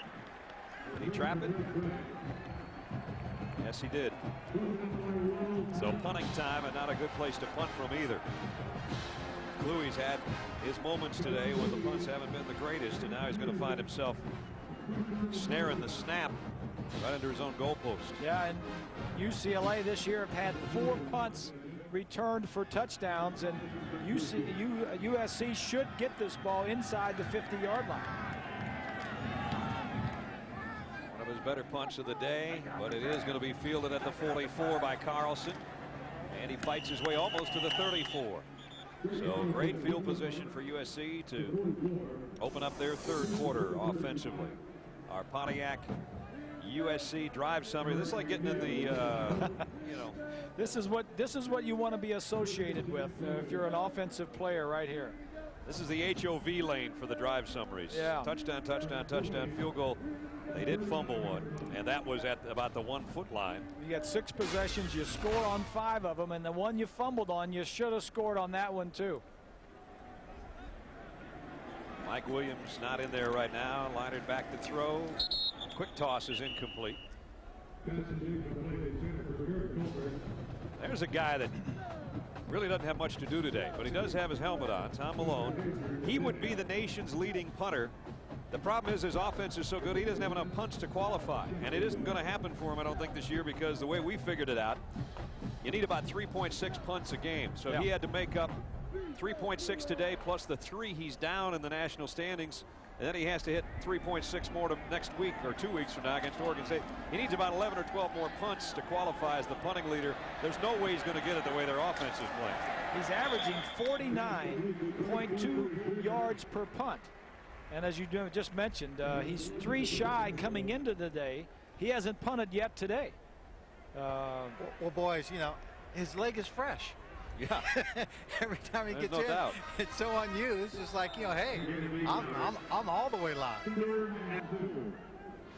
We mentioned they're off next week. Oregon State comes visiting here to the Coliseum for their last game of the year. And should they go on to win this one and win that one, it's New Orleans. I don't time. think there's any doubt that they'll be in New Orleans. 3rd down and 2 here. Leinart, Matt scrambling out of trouble and slides down at about the line of scrimmage. Matt Ball came all the way around from behind to flush him out of the pocket there. Matt doesn't have to run much. The leaders offensively for USC, and these numbers are going to be obviously way better than what we saw on the other side. 273 yards passing over here. That is a bad circle. Mike Williams, 181 yards, 11 receptions over there. You do a bad circle every once in a while. I do one every now and then. Another field goal attempt coming up for Ryan Killeen. He's hitting 38-32. This one's a little deeper, and this would tie the school record of 19 field goals made on a year if he hits it from 45. And it's a fake. Will they get there? No. Tom Malone dropped down at about the line of scrimmage. So they try the fake punt, and Tom got in the action. He didn't get a punt. He just got his head taken off. He's the holder on the field goal team, and he got a little action in there. He's probably wanting to get in there. Now, why would they try this? Because the field goal is too long. It's a very windy day down there, and they saw something that UCLA was doing in the film study, but UCLA comes up very nicely. Tom's going to go back and say, Coach, you know, this is great, but I'd rather kick it. Yeah. So UCLA takes over on downs for the 2nd time today. Oh, what a hit. It's Cody. Sean Cody. Man, Maurice Drew never went down, but the contact, the pad popping was going on, and look at that big bicep on Sean Cody, and you know, he's set for life. You can say, well, you get a tattoo, you know, you don't want to get something that you're going to be embarrassed about someday. But in his case, just having the interlocked SC for Southern California, that lives on because Sean Cody in Southern Cal, same thing. So that's when you get one, you know you're in good shape. There you go. 2nd down and long. 2nd down, 13. Olsen back to throw. Drew finds an open man, Junior Taylor, and he takes a big hit as soon as he catches it. From Lofa to Tubu. There's the, see, that's a good tattoo. You know that one's never going to, you know, grow old when your name's Sean Cody. USC. Yep. Now, boys, I like that tattoo. It looks good. He's got a nice sized bicep. But what happens when he's like 50? And that bicep isn't that big. Yeah, he's still Sean Cody from SC. It's still SC, but he's going to have to, you know, find some way to keep that baby pumped up. Yeah, that's true. 3rd down and 9. He's going to pump it up right here and try to bring the heat on the UCLA quarterback. Back to throw. Flags down. We're going to have a holding call on UCLA. And Olsen's spun out at the 32-yard line by Dallas Sartz. Boy, Drew has been running for his life and trying to get something going offensively. And he told us this week we knew if we were going to have any chance that I have to play better, but he can't be the only guy. So they're talking to the defensive captains of USC, and they're going to decline this thing and force a punt, I'm sure. But Larry Farina will tell us for sure.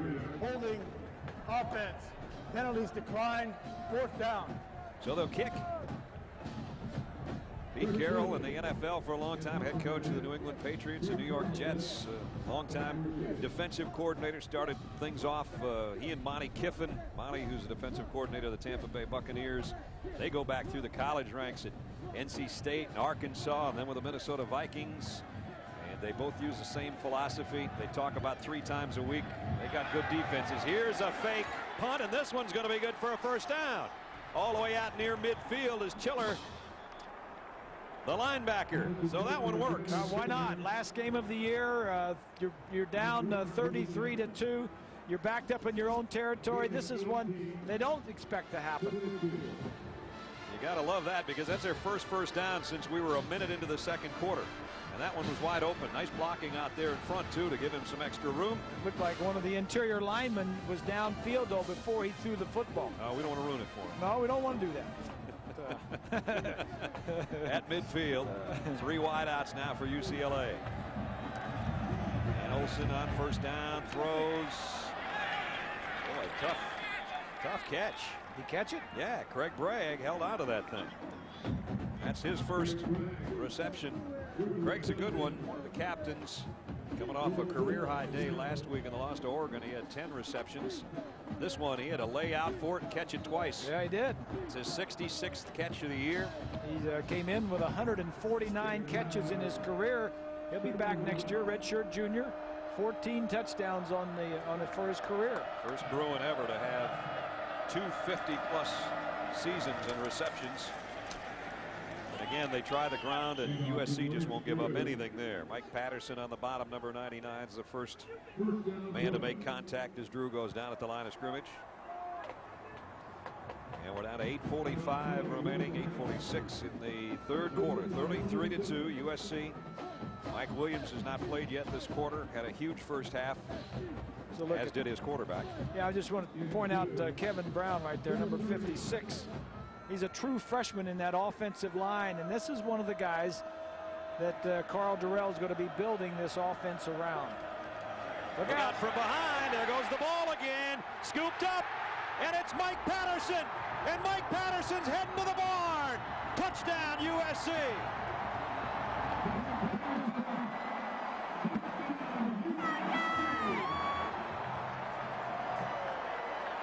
Mike's got pretty good wheels. We told you he was strong. He ran pretty well, didn't he? He sure did. Marcel Armand came around the corner on the blitz. He got to Olsen, and Big Mike did the rest. 53-yard touchdown on the fumble recovery.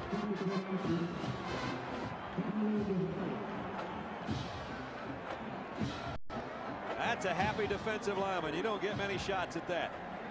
Extra point to make it 40-2 is good. The junior, Mike Patterson, on a one-hopper, and he did the rest. Touchdown, Trojan.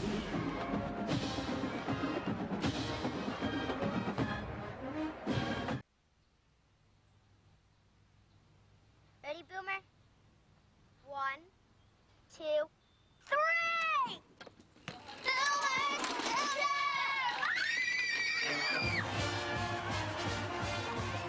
ABC Sports, Saturdays, the home of college football.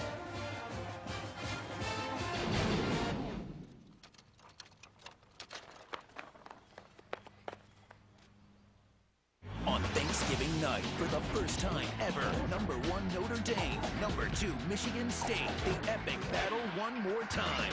The exclusive rebroadcast of the game of the century. Plus, Bubba Smith and Rocky Blyer relive the dramatic. There was some vicious hitting going on. And controversial game. I really felt let down. I felt disappointed. That changed college football forever. Classic Big Ticket, the game of the century. 7 Eastern Thanksgiving night, only on ESPN Classic.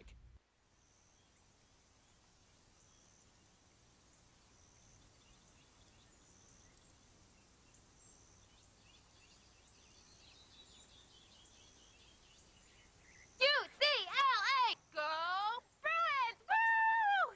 Yeah! UCLA! ABC Sports, Saturdays, the home of college football.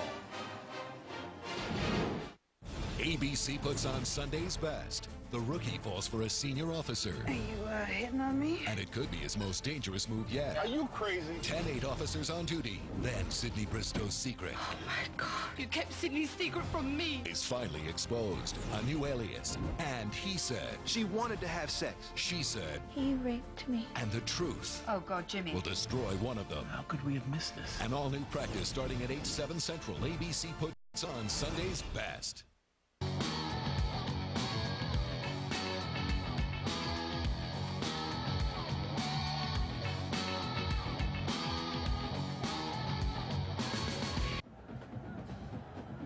Second defensive touchdown of the day for the Trojans, and they lead 40-2. Second time a defensive lineman has scored. Patterson and Udeze today have both scored touchdowns. Here's a kick. Taken at about the 9 by Maurice Drew. And he got across the 20, and that's about it. Let's take a look at the touchdown again. Here is what happened and why it worked. Look up here. That's Allman, the defensive cornerback. Watch as he's going to slide into the inside. He and the linebacker, and they're both going to blitz. Right there. They got nobody blocking him. The quarterback has got to see that corner coming in from the short side of the field and be alert and check off and throw in a hot receiver. But that's the second touchdown that USC defense has produced today. I tell you what, Mike Patterson looked like a fullback, not a defensive lineman, running that thing back. Here's the throw intended for Ryan Smith, incomplete.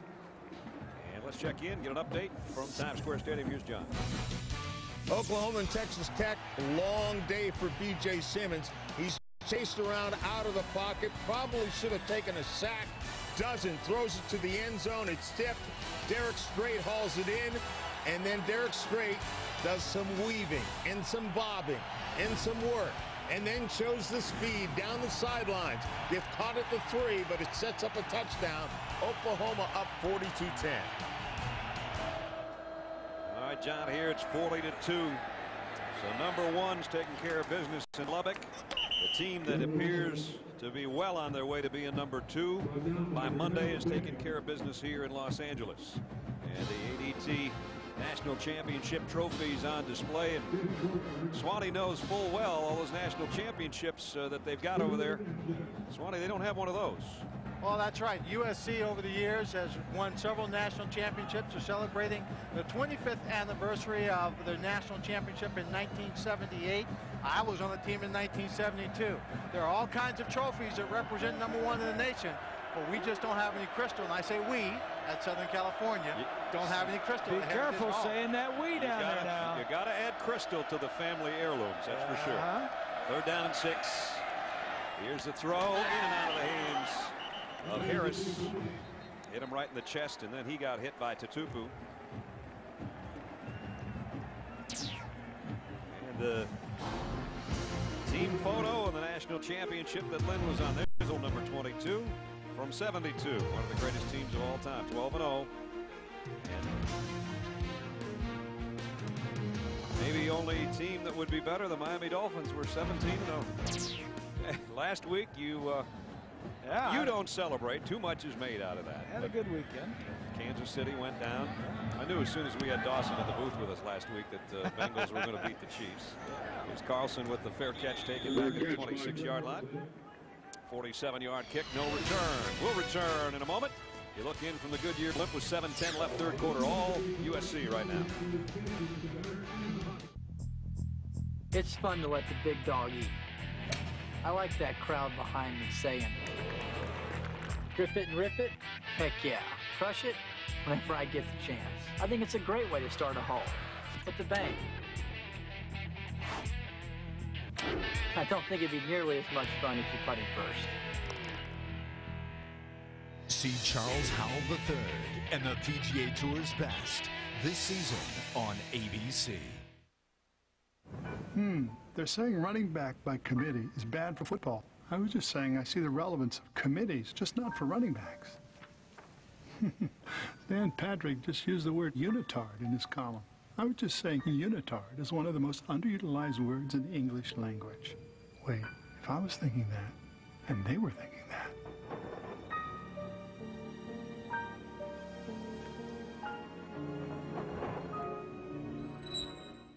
ESPN and ACC Big Ten Challenge are coming to Greensboro as the Tar Heels take on the Fighting Illini of Illinois.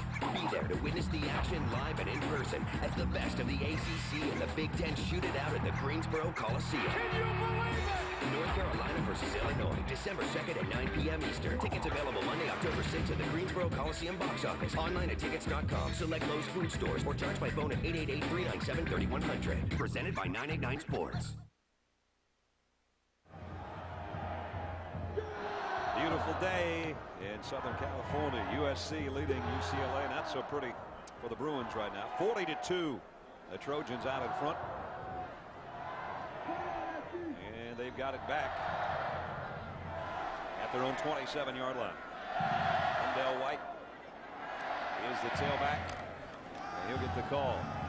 Wendell waits for his blockers, breaks out, now just shows his strength and his speed. Out to the 43-yard line, 16-yard run. And you talk about perfect seasons, Super Bowl VII, that was right here, wasn't it? It was. Oh, good percentage. One interception in there. 2 out of 3. 2 of our 3 announcers were perfect in 72. Swanee and Grease. It's pretty good. Yeah. Who's to say I wasn't perfect in 72? Where you never were you? Even looked into Where that. were you in 72? I was matriculating through my junior year of high school. We know where you were. Don't make it sound bad now. No. Well, you were up at Mankato State? I was 4-4-1. Yeah. Yeah. The Saints had kind of a tough go of it. We were scrappy, though. Oh, boy. I hate those guys in the truck. Well, you can't have all perfect records. Let's see. Swanee, he doesn't have any Halls of Fame on his resume. He doesn't have any perfect seasons on his resume. Oh, why are we hanging around with this guy? Yeah, no kidding. Here's the throw. Steve Smith's got it down the sideline. First down. Or very close. Nope. He got out at the 49. Well, Bob, I would say the reason why we're hanging out with Brad Nessler is because he does make us look good. He does do that, doesn't he? Does a very good job. He's in a different Hall of Fame than the ones we're in. Yeah. He's driving the bus. We have fun on the bus. I'll say that much for us. 3rd down and 2 coming up. In UCLA territory, which is where USC has spent a good part of the day. They've scored at least 30 points now in 10 games this year, and they've scored at least 40 in their last 6 games. That's pretty impressive offensively. Liner over the middle, in and out of the hands of Wendell White. Nice job by Brandon Chiller. He's not quitting yet. Chiller, the senior out of Carlsbad, California, senior outside linebacker. And he knows, he talked with us about what this whole thing meant, this in-town rivalry. And it looks like he's going to come up short and never having beaten the Trojans. All right. Tom Malone's going to punt. There you go. He got to get a punt in here. All right, Tom, we built you up 49 plus. I know you probably want to knock this one out of bounds, but you got your chance, so kick it as well as you can.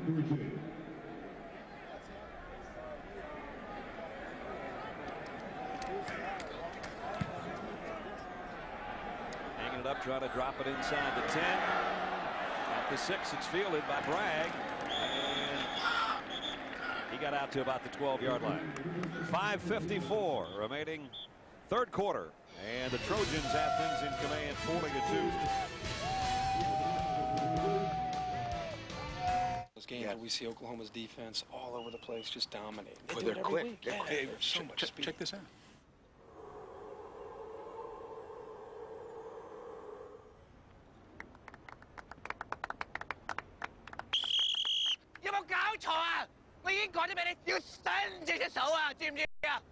I thought Coach Stoops was tough. When College Game Day's on campus, you got to step it up. ESPN College Game Day, built by the Home Depot, 10:30 Saturday mornings on ESPN. It is 4th down, the final play, unless they can stick it in the end zone. Dorsey under pressure, throws it. Incomplete. The Buckeyes win. And now the party begins for the Ohio State Buckeyes. And they are the national champions of college football.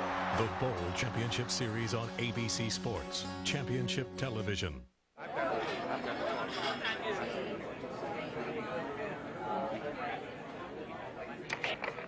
Tomorrow's special was going to be vegetarian lasagna, but since spaghetti with marinara sauce was served today, the staff did not feel it was appropriate to have 2 Italian dishes in a row. Therefore, the new special is shepherd's pie and lentil soup.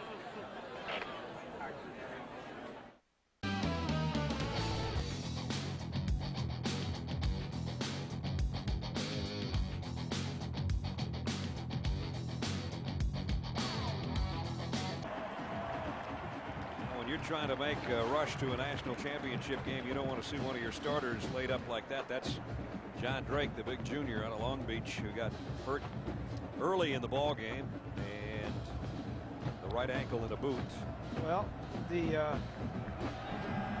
news to pass on to him is 7 weeks from tomorrow is a national championship game, so maybe we can get back. Hopefully, if USC can get there. That's right. Still got one more to get through and another quarter here, but certainly well on their way. Kazarian, the tight end, with a grab there. Ofa Tatupu, if that name rings a bell. His dad, Mosey, was a great player here and in the National Football League. Mosey Tatupu's son didn't start off at here in USC. Sat out last year after transferring from Maine. Yeah, they grew up. They played for New England, and he grew up in that area up there. Yep. Went to Maine and then came on out here. He was a starter there the first year too. Came back out here, and now wearing the same colors as Daddy did. Here's Olson's throw, and it's complete. Joe Cohen, a freshman, made the catch and got it out to about the 20. Pickup of 5, time permitting. Remind you to stay tuned for the Thrifty Car Rental post-game report. John, Terry, and Craig will have scores and highlights from around the country. Didn't appear that there were any surprises going on too much today. We've had such a crazy season. I didn't see all the scores on the halftime show, but we know Oklahoma's taking care of business, and we know USC's taking care of business. LSU and Ole Miss was still tight the last time we checked. It's offensive pass interference. Replay, second down. This is the guy that caught the ball, Joe Cohen. There right it is. There, yeah. Clearing out. That was Harris.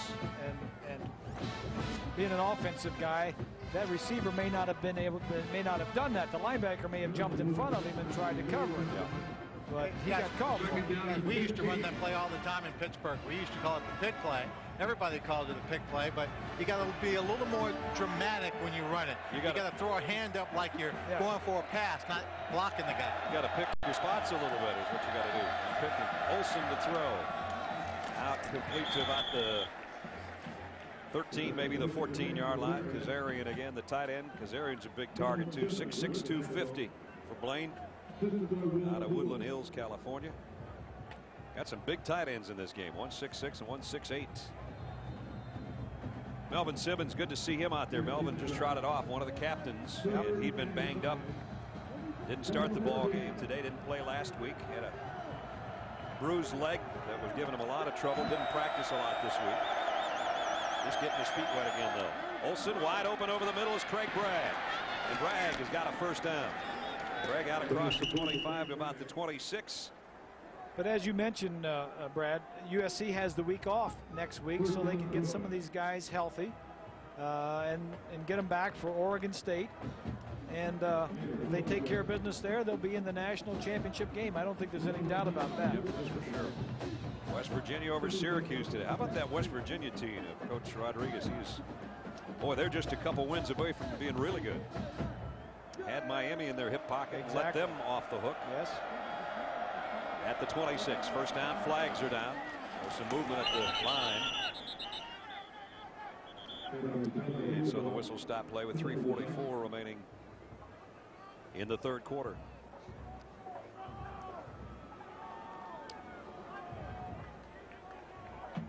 And here's the call. Offside, defense, 5-yard penalty, replay, first down. It was Mike Patterson that might have been in that neutral zone on the offside. Our singular poll question earlier of the games today, which was the best rivalry, and overwhelmingly the 38,000 plus folks that voted Michigan, Ohio State, 72%. And this game we're doing came in third behind Auburn and Alabama. I think there's a lot of respect, Michigan, Ohio State, and out here. Like that Auburn Alabama game. I don't think those people like each other. Yeah, they don't. They play tonight on ESPN. That game is in about an hour and a half. They match up of two teams that are only playing for pride this year now after so much talk early in the season about how good was Auburn, and to start the season they got their tail whipped by this group, and that's when everybody found out or thought they knew that not only was Auburn not as good as everybody thought, but this team was probably better, and that's proven to be true now. There's a defensive coordinator right there calling the defenses. Second down, short. A yard to go, and Olsen will try to throw for it. Drew draws a bead, gets it complete, and Moss on his feet down the sideline. And he's got a first down, and he's down in USC territory, something that UCLA hasn't gotten to too many times today. ABC Sports presentation of college football brought to you by Pontiac, official performance machines of the NCAA. Verizon Wireless, we never stop working for you. And Taco Bell, think outside the bun. Coliseum in Los Angeles. Brad Nessler, Bob Greasy, Lynn Swan, and our ABC crew on a beautiful day for a football game. UCLA has only run 8 plays in USC territory, and their deepest penetration has been the 37, so they're trying to improve on that, and they're going for the home run ball right here. And it's broken up, almost caught by Bragg. And that could have been a touchdown. Let's get an update from the SEC. Here's John in New York. Well, Brad, is LSU against Ole Miss. Ole Miss unbeaten in the conference, but Matt Mock here lost this one 53 yards, hooking up with Devery Henderson. Touchdown and a 10-point lead at 17-7. Meanwhile, in another of the big rivalries of the day, Cal has taken the lead over Stanford 14-10. Yeah, the game is close. A big game. This one is not close. 40-2. And we'll keep you posted on those other ones as we go. John and Terry and Craig keep you abreast of all the games. Here's a wide open Maurice Drew out in the flat. And Drew bangs his way to the first down. Nice run. He's a young kid, catches the ball well. He caught 10 coming into today, and he caught that ball, was a little behind him, so he just did a little move, cut the ball, turned around, and just kept going. They got some good young backs here at UCLA and some young people to build on for next year. Maurice Drew, a kickoff return guy, a good guy, as Bob said, out of the backfield and in the 500-yard range on the ground. So he's pretty versatile young fella. He stays in there as the tailback in the eye. Moss, the motion man, into the slot. And it's Drew again. And Drew dropped the ball this time. And the only problem with that, he's a true freshman, and we saw Bush for USC. USC's got the ball, but the two true freshman running backs in this game have both put the ball on the ground. And Will Poole recovers this one. You got to hold on to the ball. You got all these fancy moves and all this other stuff, but when you get to somebody that's going to hit you, you got to cover it up. Here he is in the open field, trying to tuck it away right there, but there's the strip by Poole. So Poole makes the hit and the fumble recovery. All 3 of the turnovers today are fumbles. Yeah. And the 2 defensive linemen, ironically enough, got touchdowns out of theirs. Poole, the guy that's got the speed, he just had to cover his. And John David Booty is in at quarterback. So we've seen all we're going to see of Matt Leinart apparently today. Here's the freshman. Handing off to Lendale White. So freshman to freshman on the exchange there. Booty out of Shreveport, Louisiana, and I think a lot of you know his story, and it's a very, very unique one in that he graduated from high school an entire year early enough to come out here. You can't find a guy much younger in college football than this fella. He was one of the top high school quarterbacks as a junior. USC was very interested in him and was surprised when he was available and just decided to come out. So they said, come on out. Here's Lendale White. Bob and Brad, you know, he's wearing number 17. That 17 might be how old he is on his next birthday. That's how young he is. Wow. I think he's 18. He is 18. You know, he did not redshirt this year. They also have Brandon Hance, a transfer from Purdue. And there's some thinking that since Leinart is only a sophomore and has 2 years of eligibility left, that maybe Booty will redshirt next year since he didn't do it this year. That's what would seem like the logical thing. Some separation between he and Leinart. Yeah. Here he is to throw, hit from behind, and he drops the ball.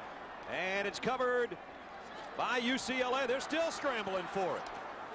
UCLA had the best shot at it, and they did get it. I think it was a Dave Ball that came around. I believe it was. So the senior leading the country in sacks comes storming around the corner and hit Booty before he could get rid of the ball. Yeah, it was ball from his right end position. Now that Rogers is out of the game, he's having a pretty good time of it with his backup left tackle. So that's his first career sack against USC among the 30+ that he has now. He's the career sack leader for the Bruins. That's 16.5 on the year. And it sets up his offense inside the 20. 1st and 10. Olsen to the end zone. Touchdown to the tight end, Mercedes Lewis. So the turnover turns into points for UCLA. Nice call by Steve Axman. You get a turnover, right away go against the true freshman Bing in the secondary with your best receiver. 17-yard touchdown pass.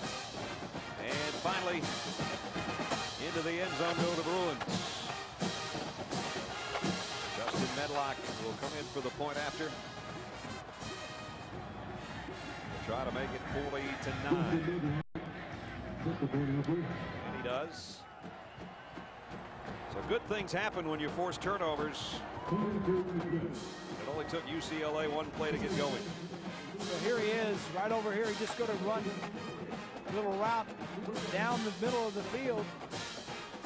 That's Bing, the true freshman, as I mentioned, and a nice throw, good timing.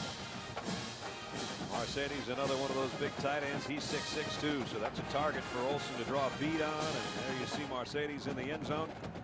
And that is his 3rd touchdown catch of the year. And Drew Olsen, finally something going right for him. He got some heat, got rid of it. He says, finally. Whew. Well, he's going against one of the best defenses in the land. Yep. And that offensive line is not giving him a lot of help. Olsen hit 8 of his last 9 passes, including the touchdown. It all started with a defensive play, though, by Dave Ball on the sack to force the fumble.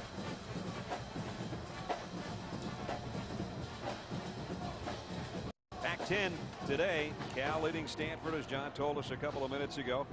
Oregon in front of you, Oregon State by 15. And Washington State, Washington is a little bit later start. And going into the day, we were talking about it among ourselves about if Washington State would win, they're going to move up in the BCS because of the teams that lost in front of them, TCU among them and Ohio State among them, and that makes the strength of schedule for USC that much better. But USC doesn't have to worry about all that right now because Michigan took care of Ohio State. They're taking care of their own business. Reggie Bush has great speed. Down the sideline he goes, one man to beat, and he beat him. He's gone. Touchdown, 96 yards. Oh boy, they told us he had some burners and he just lit a couple for us. Woo. There's a bush on fire. Oh man, as if they needed more points. You've just seen the future of USC return a touchdown, return a kickoff for a touchdown, and they've got a lot of talent. Pete Carroll was telling us yesterday, he says, I love to recruit. He finds it to be part of the competitive nature of football. He says, I love to compete. Man, that's competing. You have to evaluate. He says in the NFL, says you only get one draft pick a year in the first round. Here, all these kids are out there. You can go out and take as many as you want. For whom the bell tolls, the victory bell looks like it's going to be USC's in 15 more minutes. Because at the end of 3, they're all over the Bruins, 47-9. Our presentation of college football continues after this message and a word from our ABC stations. You're watching ABC Sports Championship Television. Give Traveler some oats there so he doesn't eat that ADT championship trophy. His team right now is chewing up UCLA. He's got his eye on it. He does, doesn't he? 47-9 Trojans. Kick taken at the 2 by Drew. Drew through the middle. Broke a tackle. Tough run. Still on his feet. Maurice Drew. Maybe he'll take one. Inside the 40. He's gone. Drew all the way 99 yards. Touchdown. Back-to-back true freshman running backs at the different schools have returned the kickoffs for touchdowns. So Maurice said, Reggie, you can do it, I can do it. Only he did it a little better. He took it a yard deeper.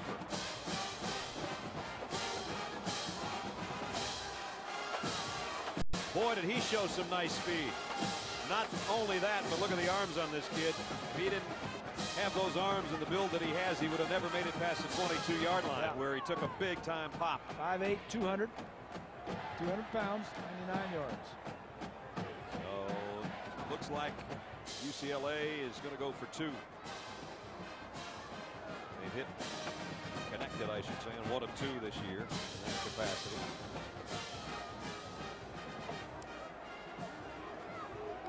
So that didn't take long to open up the third quarter.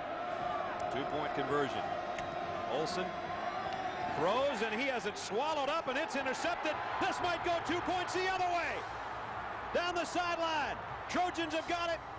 Sean Cody, can he get there? All the way, not quite. Should have given it up.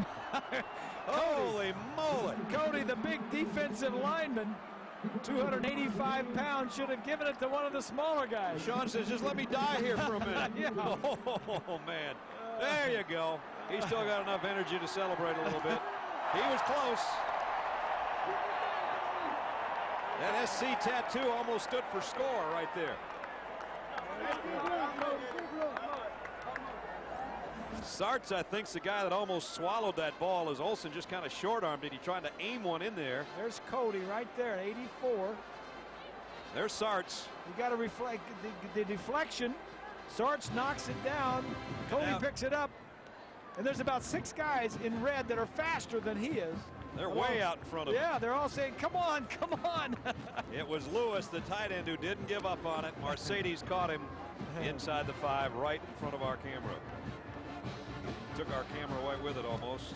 Boy, we've had some huge plays. Gus almost took one of the chops down there. That's his camera. And there he is afterwards and saying, why couldn't I have made it 5 more yards? A great play anyway. Boy, all the defensive linemen getting in on the act, huh, for USC. Rucker's the only guy that hasn't either had a fumble recovery or a touchdown or a something going on. Yeah. Patterson and Udeze and Cody. And maybe Frosty's still got one coming up in him. Who knows? We got some time left. Yeah. Crazy game. We've seen a 2-point conversion on a blocked extra point. That was a 1-point attempt, and we just about saw a 2-pointer go the other way on a 2-point attempt. Onside kick group set up. SC lined up at the end, wrong end of the field. That won't work. Well, it's is that Bush again? He's a true freshman. Somebody's got to tell him where to go. Yeah, that's Bush. They're down to the wrong end. Pat McGrath just brings up a good point. He said we haven't run a play from scrimmage in like 10 minutes. we've had the ball going 90 yards, 96 yards, 99 yards. And here comes the kick. High. Fair catch is called for, but nobody's there. Finally, they do take it on one hop. It's Reggie Bush, and he gets to the 25. All right. ABC Sports presentation of college football. Brought to you by Cadillac. Bold vehicles defying convention. Miller Lite, there's good enough, and there's better than it has to be. Miller, good call. And Singular, the wireless company that fits you best. I don't know, I might have to have a wetsuit on over at the Olympic pool today. It's not that warm out, but getting the laps in. A lot of world records broken there back in '84. And some folks getting some workouts in today. Good for them. Here the workout has been USC's today. They worked it to a 47-15 advantage. Booty lost the snap from center. UCLA saying they have it, and they do. A flag down, though. Chiller, the linebacker's the guy on top of it.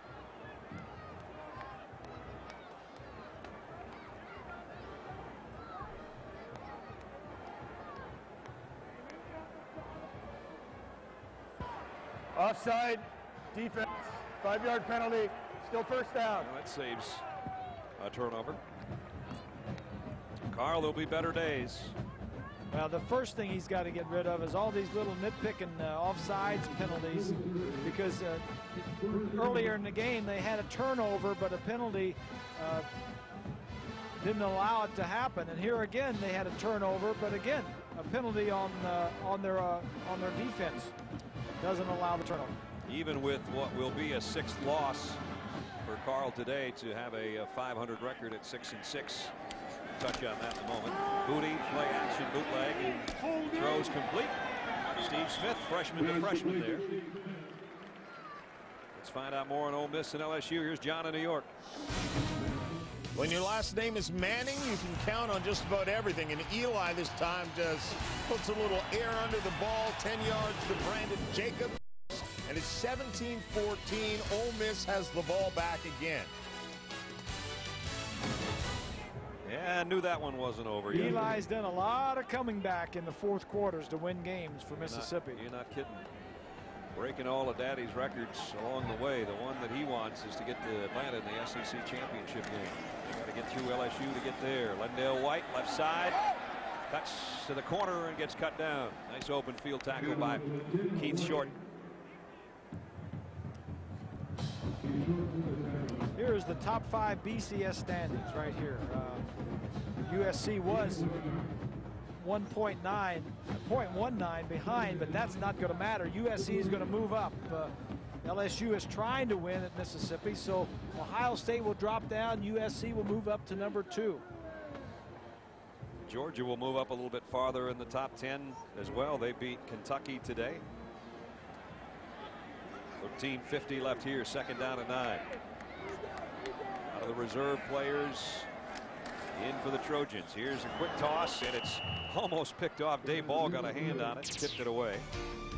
Well, you know, you talk about BCS in top 5, and I think if you got good defenses, you got a pretty good chance to be in there. Yeah, that's the one you need to look at right there. The last 5 champions, were they ranked in scoring defense? And this year, Oklahoma and USC, you see what they've done and the points they've allowed. USC's scoring defense is a little high at 17th. They score so many points on offense, it doesn't matter. That's true. They probably put, like this game right here, they put in some of their 2nd and 3rd teamers, and the other team scores a little bit. And Dale White, and again, Keith Short. Boy, Keith Short is staying out there with the running back, Lendale White, the freshman, true freshman out of Denver. Is Booty hurt? And Booty getting up, holding his left wrist, it appears.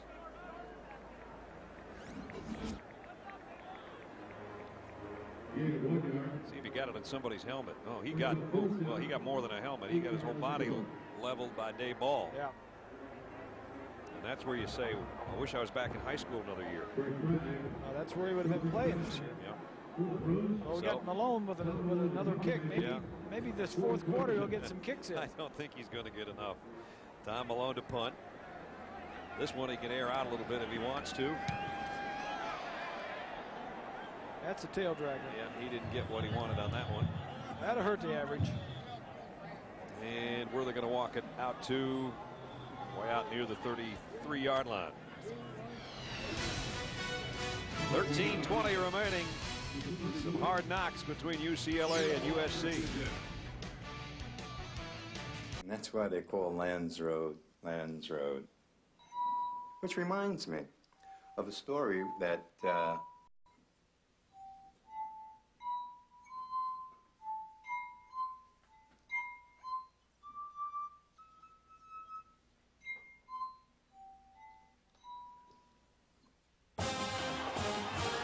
ABC Sports, Saturdays, the home of college football. Now on ESPN Classic, the award-winning Sports Century, the most compelling stories in sports. Real classics with Burt Reynolds, where sports and movies collide. Classic Big Ticket, those who made history face off one more time to settle the score. Plus, when yesterday's game becomes one of the greatest in history, you get a second chance to see it as an instant classic. It's sports at its best. It's ESPN Classic. Let's go round the horn, baby. Max is in reform. Next topic. Sports writers, learn your lesson. What is the best story here? Or you'll be gone. See you later, Rick. He'll shut you down. Say bye-bye. That's Around the Horn. Weekdays at 5. Around the Horn with Max Kellerman. Weekdays at 5 on ESPN. Yeah.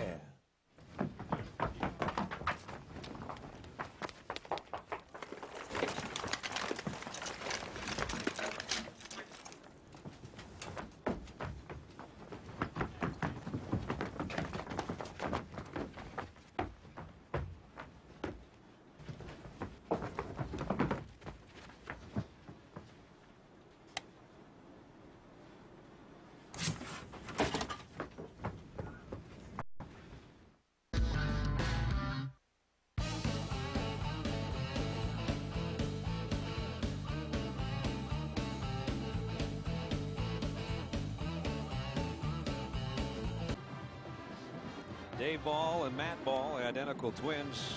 Dave, number 43, will put the hit on John David Booty and also has a sack today, his 16th and a half of the year. The guys are almost exactly the same size, about a 5-pound difference.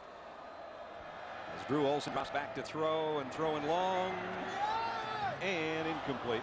Somebody said to Dave Ball the other day, said, you know, which one of you guys is older? He said, well, he says, I am by about 15 or 20 minutes. It depends on which one of my parents you talk to. There's a little bit of confusion going on in the hospital room with those two guys, and there you see them together. I would think that would cause a little confusion. It's interesting that they don't have an initial on the back of their jersey. They just have Ball. Yep. Usually when you have two players with the same name, and particularly two brothers, you'll have a M and a D in front of their name. Here's Olson. He's going to break out of the pack and get a first down. Oh, I don't know. I thought he was going to get a first down before Jason Leach said hello. He got stopped. Did he ever?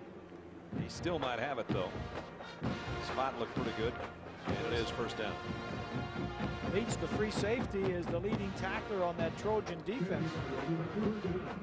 Bob and Brad, they're going to take John David Booty off the field and x-ray his left wrist. And he was talking to the trainer, and he was motioning, saying what happened was he got the wrist bent back this way. So they're going to take him in, get an x-ray, and just see what kind of injury he has and not take a chance with him. It'll be interesting to see now. I assume that Matt Leinert's going to come back in at quarterback as Maurice Drew is not giving up. Boy, somebody taught him about this rivalry, and he goes 17 more yards, and there's this one he was talking about, favoring his left wrist is the freshman quarterback for USC. So Maurice Drew gets it back down into USC territory at the 39-yard line. Let me ask you a question. Yeah. All right, you got Oklahoma. They're winning today, so they're going to go to 12-0. If they lose in the Big 12 championship game to Kansas State, probably Kansas State or Missouri. All right. What do you think?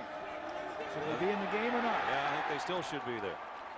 Will Poole with a sack from the secondary. What do you think? I agree with you. They've got such a big gap, and they have throttled people so bad that.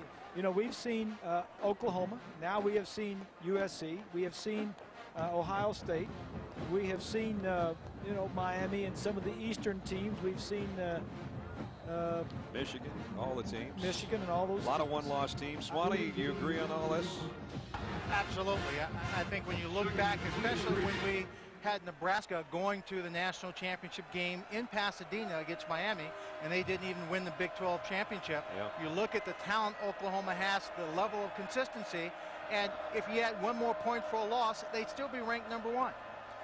The team that we haven't seen that's still in the mix, at least at this point, and that could change in the next 10 or 15 minutes, is LSU. We don't get an opportunity to see the SEC that often, other than watching film. And they're in a dogfight with Ole Miss. But the team that stands head and shoulders above the rest, to me, is Oklahoma. And this is the second best team I've seen. Teams that is second best to that is USC, both on offense and on defense. And one thing that jumps out about on both of those teams is the coaching staffs. Pete Carroll and Norm Chow handling the defense and the offense here, and Bob Stoops and his staff handling Oklahoma. They are head and shoulders above the rest. 3rd and 23. Olsen again flushed out of the pocket. Drew, tough run. Boy, he's taking some hits now. And I think John's got an LSU Ole Miss update for us. Let's check in with John at Times Square Stadium. Jonathan Nichols, who rarely misses for Ole Miss, has this one from 36 yards for the tie, and he is just wide to the right. So it remains 17-14 with about 2.5 minutes left. Wow, he's a finalist for the Grozo Award. He was like 25 of 26 or something. He never misses. Never, but he missed a huge one there. Game not over, though. We'll keep you posted on that one. 47-15 here, under 11 to go. Need to get all the way down to the 29. Olsen throws across the middle, and it's complete, but it's well short of that. Down to the 34. And USC will take over on downs. We'll be right back. It's all Trojans.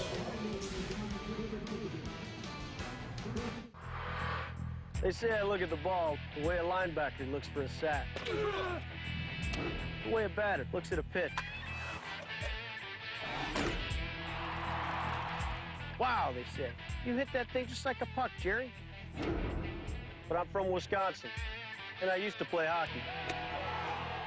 So I take that as a compliment. Watch Jerry Kelly in the PGA Tour's best this season on ABC. They've been called a dream team. You look like the son of Ringo Starr and Phyllis Diller. A gas to watch. You never did any shoplifting in your life? I'd be surprised next year if he did play. It's easier for Mike Tyson to find a place to fight than it is for Trent Dilfer to find a place to play football. This is the best show on television. Tony Kornheiser, Michael Wilbon. Sports and other stuff. Pardon the interruption. 5:30 Eastern weekdays on ESPN. PTI. Big Ben Wallace. I think you're going in the wrong direction, right? Listen, dog, I'm beat. Some other time. Dog, huh? Let me tell you something. ESPN NBA basketball. I've lived the 24/7 mode, and I've achieved the ISO motion. I can clear the court to one side and take you one-on-one. So nobody is better than Reg. Haha. The way I dunk on you is gonna look unorthodox. Rated E for everyone. 10:43 remaining here in Los Angeles. Our Pacific Life game summary. Drew Olsen's had a tough time of it. He keeps hanging in there, though. He's thrown a touchdown pass. Matt Leinart had a couple of passes dropped, and he's been almost perfect today. The 2 touchdowns were to Mike Williams. USC got 2 defensive touchdowns today. Udeze had one of them. Patterson had the other. Cody almost had a 2-pointer on a 2-point conversion return, and it's going to be the 6th straight time now that's been 40 points or more. Yeah.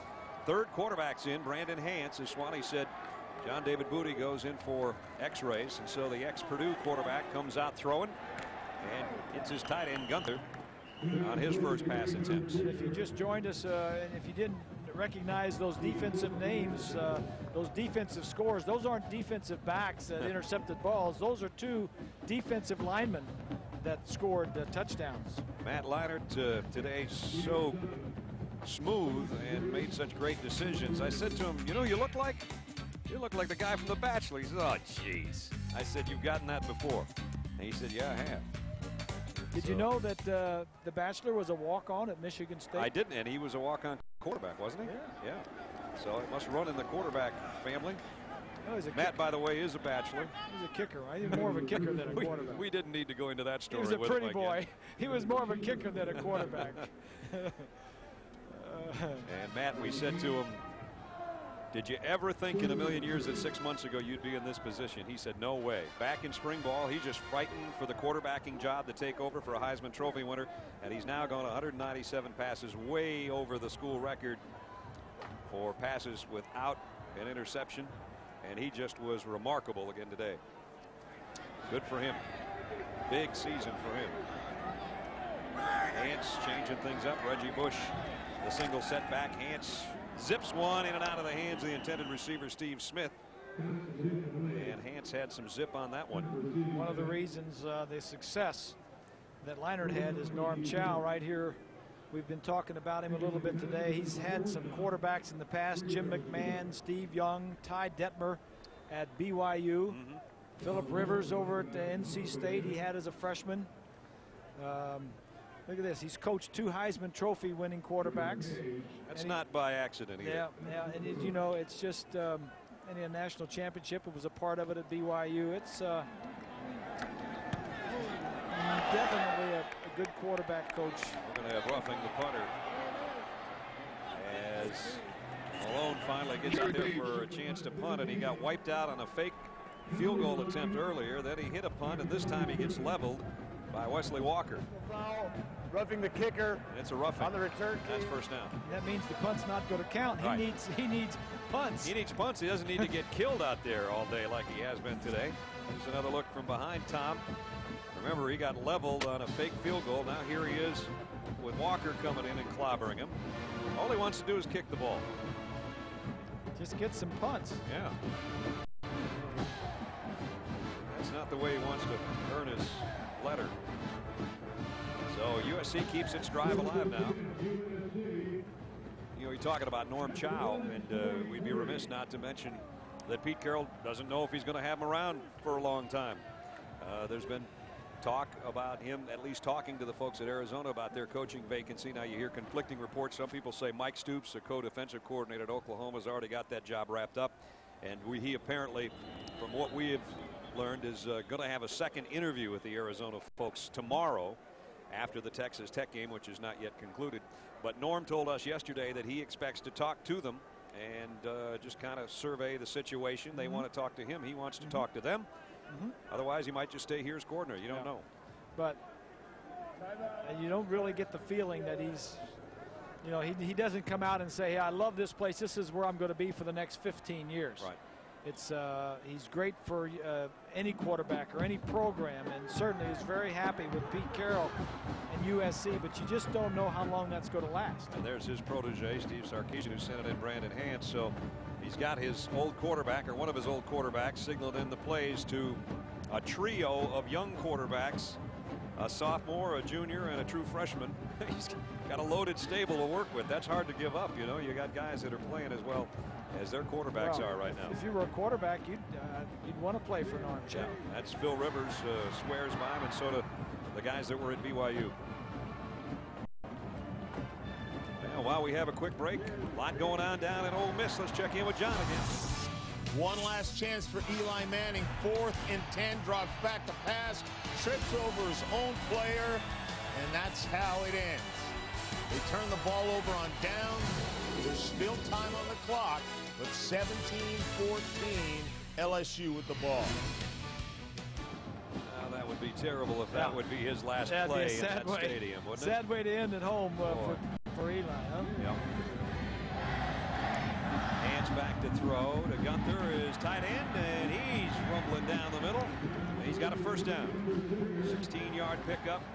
Brandon Chiller riding him down. I mean riding him. He had to go with the big 6'8" tight end. That's his 4th catch for Gunther. Gunther's playing because the 2 other tight ends, Alex Holmes and Bird, were both injured during the year, and they'll be back next year. So this offense is going to be loaded again. Probably more depth on the offensive side of the ball than there is on the defense, and I'm sure that's something Pete will work on recruiting-wise, or already is working on, I should say. Here's the freshman White. They're stocked in the backfield too. We mentioned it before. When you've got, they don't even have a senior guy back there, and this kid's going to be something. A freshman out of suburbs of Denver, and our Corey Taylor, who's normally with us. We miss her, and she's part of our crew, and Corey couldn't be with us today, and she's probably watching back in the Denver area, and we wish her the best, and she's feeling fine, we understand. We miss you, Corey. We miss you, Corey. We'll see you next week in Atlanta. At the 18-yard line, 2nd down and 6. Here comes a full blitz on Hance. He throws it. And did Whitney Lewis catch it? He says he did. The officials say no. So it's incomplete. It'll bring up 3rd down. Pete's just his 3rd year. He's going to be 27-9 when this one's over, and he started 2-5. So, you know, we talked about where he began and what he went through, and he was in the college ranks for a while, but then defensive backs in the NFL with Buffalo and Minnesota, and then on as defensive coordinator with the Jets, the head coach there for one season, defensive coordinator of San Francisco when they led the NFL in defense, then the head coach at New England, where he had a couple of good seasons. 16 years in the NFL. He was twice a head coach in the NFL, and didn't work out for him. Ants. Oh boy, he set some smoke on that one. Incomplete for Jason Mitchell. But you know, the thing that Pete Carroll has done, he's learned from everybody, and the thing that he's brought here is, he says the 49ers were the most impressive. He's brought that system and the organizational style here to USC. He's brought that here with Bill Walsh and what he learned up there. And that's the way he's running this program. It's discipline, it's few penalties, it's respect, and it's just very impressive to walk around here and not see anybody hot dogging and showboating and that. Just everything seems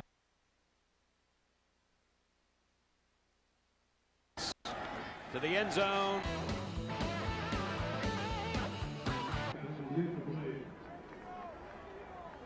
With 7:33 remaining in the ball game. It'll be UCLA now that'll take over as they hold defensively. They'll have the ball when we come back. All new season. You have a guy who had a tremendous temper.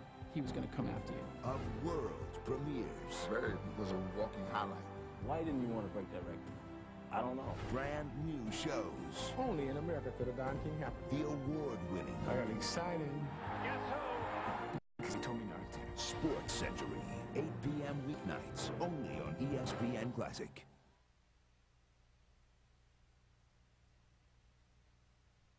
How's the offensive line coming? Well, it's going to take some time. Oh, I'm up. It's only the only issue. Had a lot of guys graduate, right? So they got holes to fill, and this is the SEC. I mean, everybody's got talent. You know, it's just.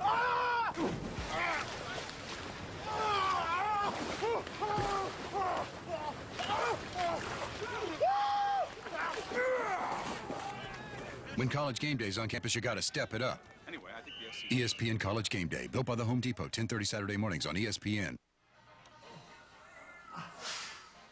Guys, need a little more stuff from you. Come on. Need a little more, a little action.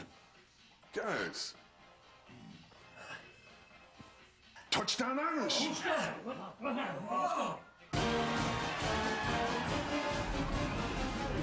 ABC Sports, Saturdays, the home of college football.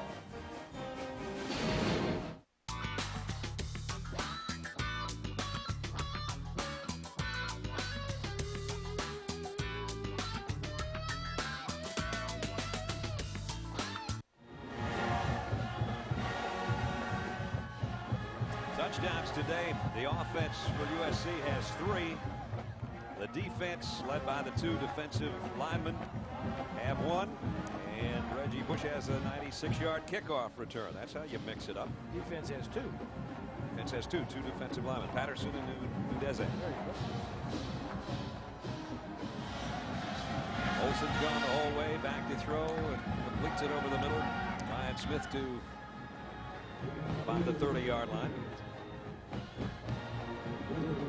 High above, the Goodyear blimp, Spirit of America, has been providing us our aerial pictures. 2003 is the 105th anniversary of Goodyear, and the 78th for the blimp fleets. Fabian Ochoa is our camera person up there, and there's a shot of 92,000 on a perfect day for football. Shadows over the field itself now. And the shadows have been falling on UCLA all day, but this kid has not given up. Maurice Drew, boy, I like him. And he runs out. LSU has beaten Ole Miss 17-14, as you see on your screen. So Eli Manning's dream is apparently over as far as an SEC championship, and Coach Saban and LSU are still in the thick of things. What a great job he's done down there at LSU, turning that program around. 15-yard penalty. 15-yard personal foul, and it was a face mask on Colin Ashton. You know, the speculation, you talk about coaching things and where people might end up, and everybody expects now that Pete Carroll has done such a great job that the National Football League will again be interested in him. He's been a head coach twice there, and he's come in and put this program, a reclamation project for the ages, really, and how quickly in 3 years it's become a national power again and restored the pride of the University of Southern California. And, you know, we talked to him about that, and he said, you know, I love the NFL. I was in there a long, long time. And you know, I'm sure he didn't say I'll never say never, but he said you have so much more control as a college coach and so many factors that aren't involved that there are in the NFL. And he said, I'm just having so much fun, you know, running the whole ship here. I can do all the things I want to do. I can try all the things I want to try. So right now he's having a blast being the head coach of the Trojans. Well, he's a high energy guy, a lot of enthusiasm, and you know, he's going to have fun, and he wants to have discipline and all this other stuff, but he's going to have fun, and that's part of the difficulty on the other sideline with Carl Durrell. Everybody sees Carroll having so much fun and winning all the other stuff, and they see Carl on the other side, and they say, you know, why aren't you like Pete? You know, well, everybody's got to be their own person. That's right. And guys, Pete has done a great job. If you look at Carl Durrell, of inviting former SC Trojans to come back and enjoy that with him. You know, I think when you give Carl time, he is going to do the same thing, engage the alumni, try and bring the spirit back and some confidence back into his program so he can achieve the same thing. And he has to do it being himself. He doesn't have Pete Carroll's same enthusiasm. He is quiet, but that's just his personality. Intercepted by Marcel Allman. And so the defensive backs get in the act. They're tired of having those defensive linemen get all the love today. So Marcel, who caused a fumble earlier, has an interception now, and that's the 4th turnover. And now you see Pete kind of smiling and taking off the headset. He knows full well. And there's Mike Patterson, the guy he told us to watch, and he was right, as Mike took one on a fumble recovery for a touchdown today. Here's another look, trying to get it out to Craig Bragg. That defensive line will all be back next year, so he's happy about that. But take a look at Allman, number 8. Goes up, takes the ball away from Bragg. Bragg made a great adjustment on the ball and had his hands on it. Looked like he may have come down with it, but took it away from him. Herschel Dennis gets out. Nice run out to the 10. Brandon Chiller has been playing tough defense today. He helps out on the tackle. There's a Rose Bowl reps. The representatives, the last 8 or 9 years, it's been a different team almost every year. I think 7 of the last 9 years there's been a different team in the Rose Bowl. Oregon right here went to the Fiesta Bowl but qualified for the Rose Bowl. But you know, I think the Rose Bowl this year is going to be very happy to get Michigan back out, and then probably if Washington State, if USC goes to the championship game, I think Washington State and Michigan is going to be that Big Ten, Pac-10 Rose Bowl game again this year. Rose Bowl has been waiting to get their normal representatives back for a long time, it seems like. Well, they haven't had the Big Ten, Pac-10 matchup in the last 2 years. That's one of the things, guys, that coming into this ball game and all of the BCS formulas and what would happen, that Pete Carroll and all the players and coaches here at USC have always said, what a great game to play in the Rose Bowl. Says, you know, we don't see any downside to this. Yeah. If we're ranked number 2 and we go to the Sugar Bowl and there are Sugar Bowl representatives on their sideline now, that's wonderful.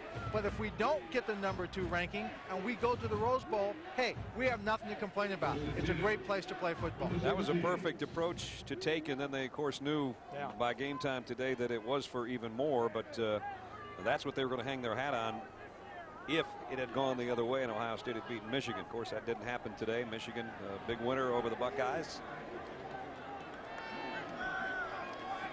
It's first down and hands off to Bush.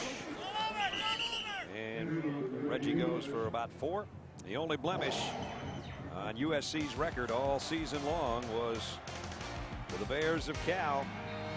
That field goal by Ryan Colleen timed the score. Then a 20-yard touchdown pass put Cal up. Gary Colbert answers with a 10-yard catch to send it to a 3rd overtime. And then Cal's Tyler Frederickson hits a 38-yard field goal to win it. When we talked with Pete about that, he said we put ourselves in too big a hole and we just couldn't dig ourselves out. Otherwise, they'd be undefeated. as we speak right now, they'd be a perfect 10. As it is, they're going to be 10-1. And really, that loss is not going to hurt them unless Oregon State trips them up in 2 weeks, because they're 4 minutes and a half and one more ball game away from not even mattering about that loss to Cal, because they're going to get their chance to play for all the marbles, it appears. But they still got one more ball game left. The big winner today is USC with the loss by Ohio State. If they take care of business, they're taking care of it today, and then 2 weeks from now they jump to the championship game. The big loser today seems to be Ohio State, who was in the championship game in New Orleans. They dropped past the Rose Bowl. Michigan goes to the Rose Bowl now, and they drop to some other January 1 bowl game. Mike Williams was the big star early in this ball game. He hasn't even had to play in the second half, so he could take a rest. And most of the rest of the starters getting a rest right now too, and that's a nice luxury, except they had those 2 injuries on the offensive line, and that's not going to be easy for them to replace. You have to wait till the last couple games. Sometimes you have to wait till the last day to figure out who's going to play who. These are the matchups, the last 5 national championship BCS games, and this is when they were decided. Florida State and Tennessee wasn't decided until the last day. Last year, Miami and Ohio State, they had 3 games to go before they were 1 and 2, but 2 of the last 5 years, it hasn't been until the last day that matchup has been settled. Whoa! Now we know why he's got a big leg. Malone, except he outkicked his coverage, and now he's the only guy home. And he didn't make the tackle there, and Craig Bragg is on the way, but he's tripped up at the 25. There's a flag way back where Craig fielded that, however. Colin Ashton's kind of limping around. He might have been the guy that... How long was this kick? He hit it a mile. 60 yards. It seemed like 80 when he hit it. But you're right, he did outkick his coverage, and then he's got to make the tackle right there and missed it. Illegal block in the back. Bringing it all back with 2 minutes 48 seconds remaining. UCLA will have the ball, trailing 47-15 when we come back. Nice kick, Tom. Intimidated? Leave it in the trunk of your car with your tennis shoes. Worried? Come on. They make an oversized driver with a huge sweet spot, especially for this occasion. Afraid of the water? Ball's not. After all, you've done this 101 times in your head. Just make this number 102. Catch Rich Beam and the PGA Tour's best this season on ABC. Just like America, hockey's become great through the contributions of immigrants. And here at the factory, we follow that example. Wally here's from Finland. Sergei's Russian. That's Kembo. We're not sure where he's from. The point is even though we're all from different cultures, we all speak hockey and English, mostly. The NHL on ESPN. Made in America, delivered on Thursdays. They're saying just what I've been saying for years. High school ball is just unprepared for the NBA. That's funny. They're saying the Dolphins secondary is unstoppable. I was just saying the same thing. What the?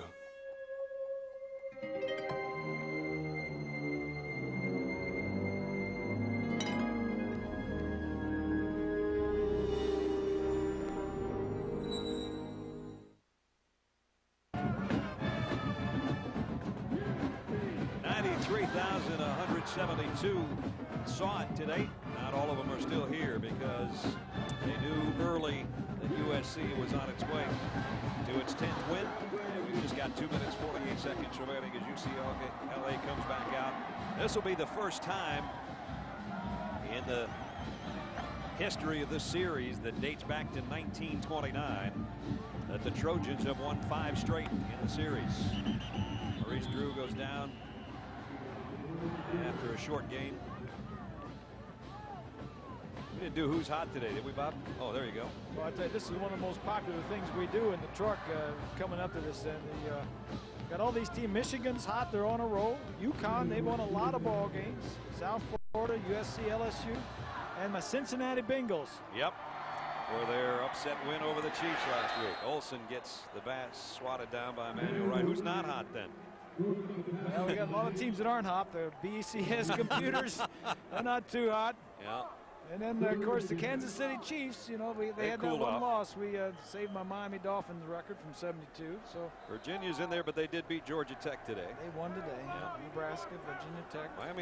Miami had a tough time getting going today. They finally got on track to go to their win. Washington's had a tough year where they were supposed to be a pretty good football team and have struggled. Arizona State also in that mode. They're down at 10. Long and complete. Ryan Smith's got it, and he's got a first down. Thanksgiving Friday. What you want to do is probably warm up some of those leftovers and join ABC Sports for a great college football doubleheader. Action kicks off at 9 a.m. Pacific. Number 22 Nebraska will battle Colorado. Then at 12:30 Pacific, that's actually when I do the leftovers. I probably have breakfast first. You got your Lone Star State rivals, number 5 Texas and Texas A&M. That's Friday right here on ABC Sports. The three of us in our crew will be in Atlanta next week for Georgia and Georgia Tech. Georgia will move up a little bit in the BCS with a win over Kentucky today.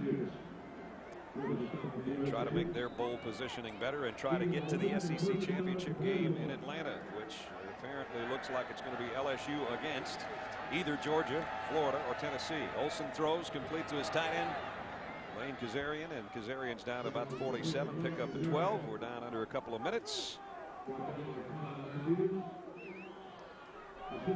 Well, I've been impressed with USC. I think they're definitely strong enough to be in the championship game. Like I said, we've seen Ohio State, we've seen Oklahoma, we've seen some of the other ones, and I think USC is definitely one of the 2 best teams in the country. Well, it's been a homecoming for at least 2 guys on our crew, as Lynn Swan has come back to where he starred. Steve Bime, our director, has come back to where he starred.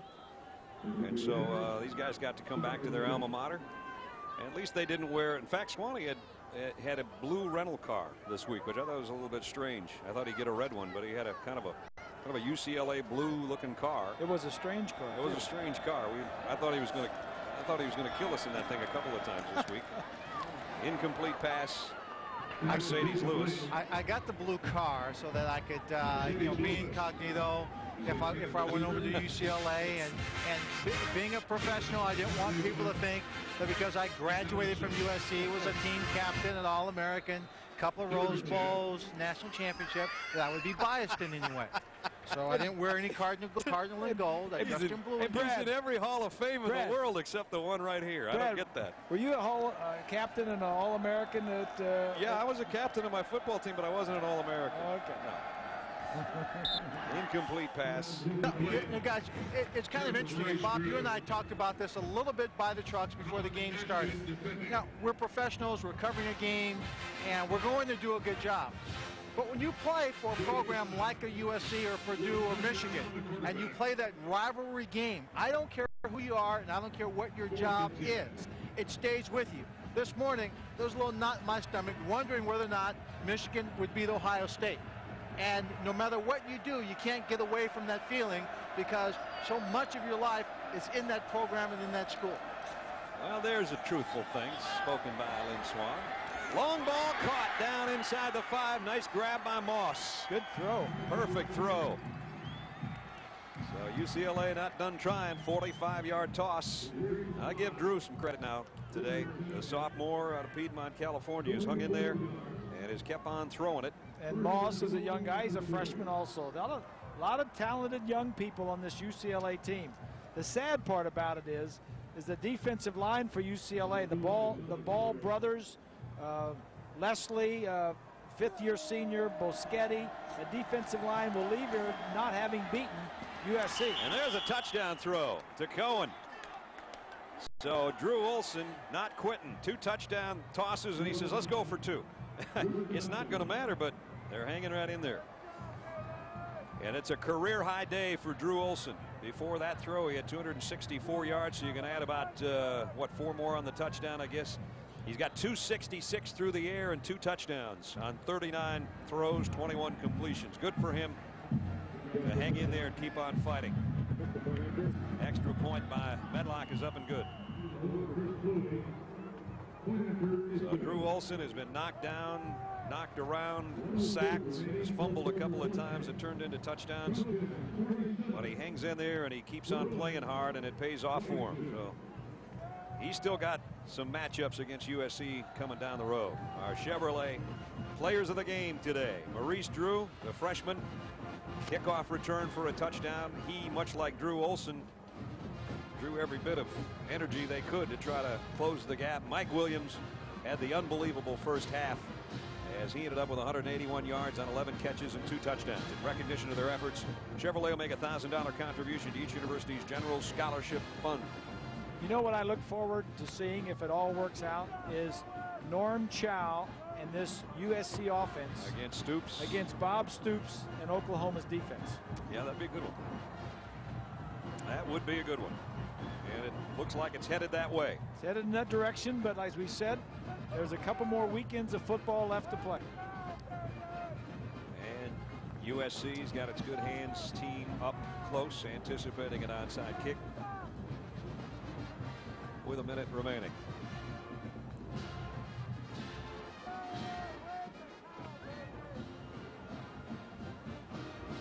Last time Medlock kind of kicked a high pooch kick over to the near side. This time he's going to pretty much have to put it on the ground. No, he won't. He's going to do the same thing. But Reggie Bush is right where he kicked it. That's perfect positioning by Reggie. And now he takes a knee. There's a smart move by a freshman. Don't cough the ball up. We don't need to do anything. He's been coached well. So SC's just got one more game. USC with Oregon State left. You'll see it on ABC. Their strength of schedule hurt them last week against, but Auburn was supposed to be good, and they haven't turned out so well. Arizona was supposed to be good. Notre Dame thought they were going to be good. So there's been some teams on that list that were supposed to have good records this year that have not been as good as advertised. And because of that, their strength of schedule has not been as good. So now USC just has to wear down the last minute here. They give it off to Woodard. He got the corner. And I tell you what, guys want to play. When they don't get much chance, you definitely want to come in and do anything you can. And what's all that ice over there? I think he had to run right through what they just dumped on Pete Carroll. What's all this over here, huh? Did Pete get wet? I think Pete's wet. His hair's a little grayer than it used to be, but he's a young 52, and he's a soggy 52 right now. But a happy one nonetheless. He's going to be perfect against UCLA. Got his first win, first shutout actually as a coach a couple of years ago in this series, 27-0. Then they won 52-21 last year, and it's almost the same exact score, 47-22 this time around. And the score almost not indicative. It's indicative, I guess, in that UCLA never gave up. They kept on fighting, I should say, right down to the very end, including that last touchdown pass and the kickoff return. But other than that, it was a pretty lopsided victory for USC. And we're down to the final half minute. So the Trojans go to 10-1, and UCLA will fall to 6-6. Even with that 6-6 record for Carl Durrell, and people are going to say, well, he was only 500, but 6 wins is pretty good in your first year, and only Tommy Prothro and Terry Donahue have ever won more in the first year as head coach. String of 5 games in a row where he won in the middle of the season. That's right. So a big win for USC, 47-22. There's one of the heroes, Matt Leinart, the quarterback. There's the 2 coaches. The state championship, the city championship, I should say, goes to USC for a 5th straight year. And that's something they've never done before. There's a good player, really good player. Let's go down to Swanee. Well, Coach, congratulations. Your offense hangs 47 on the scoreboard. Was there anything about this game that you didn't like that was a negative? We never like them to end like that, where they get a couple scores at the end, but it was a beautiful day. It was a great day here in the Coliseum, 93,000, and when we kick butt, crosstown thing. It's awesome. It was a great day for our seniors to get a win like this. They haven't lost to these guys, so that's really a big deal to them. You're in control of your own destiny. You got a bye coming up before Oregon State. The bye comes at a pretty good time for you. Yeah, we'll take advantage of the bye. It's Thanksgiving's coming up. Kids will get a chance to go home and all that. it ain't over yet. You know, our work isn't done. We're still moving on, and we'll take that attitude into this next game, and we really look forward to it. It's great to be coming back to the Coliseum. We love playing here. First chance that our crew had the chance to see your team play. How do you assess today's performance with the games they played earlier in this year? Well, I think the first half, you saw us, you know, second half we didn't do very well, but the first half is what we're all about. It's the way we click, you know, and it was great to see the passing game be so sharp and the protections and Matty Leinart hitting Mike Williams like he does. Great stuff. Coach, congratulations. Thanks we'll very see much, you later on. Great to see you. Well, Coach Carroll echoes what we talked about at halftime. The three of us were believers coming out here. We're definitely believers now. 47-22 is the final score. ABC Sports is online at ESPN.com. Search ABC Sports. Tomorrow, 1:30 Eastern, 10:30 Pacific time, Annika Sorenstam heads a field of LPGA Tour's best in the final round coverage of the ADT Championship. Monday at 9 Eastern, 6 Pacific, it's the Giants and the Buccaneers on ABC's NFL Monday Night Football. Once again from the Coliseum, our final score, USC 47, UCLA 22. For Bob Gracie and Lynn Swan, I'm Brad Nessler saying so long from Los Angeles. This has been a presentation of ABC Sports Championship Television.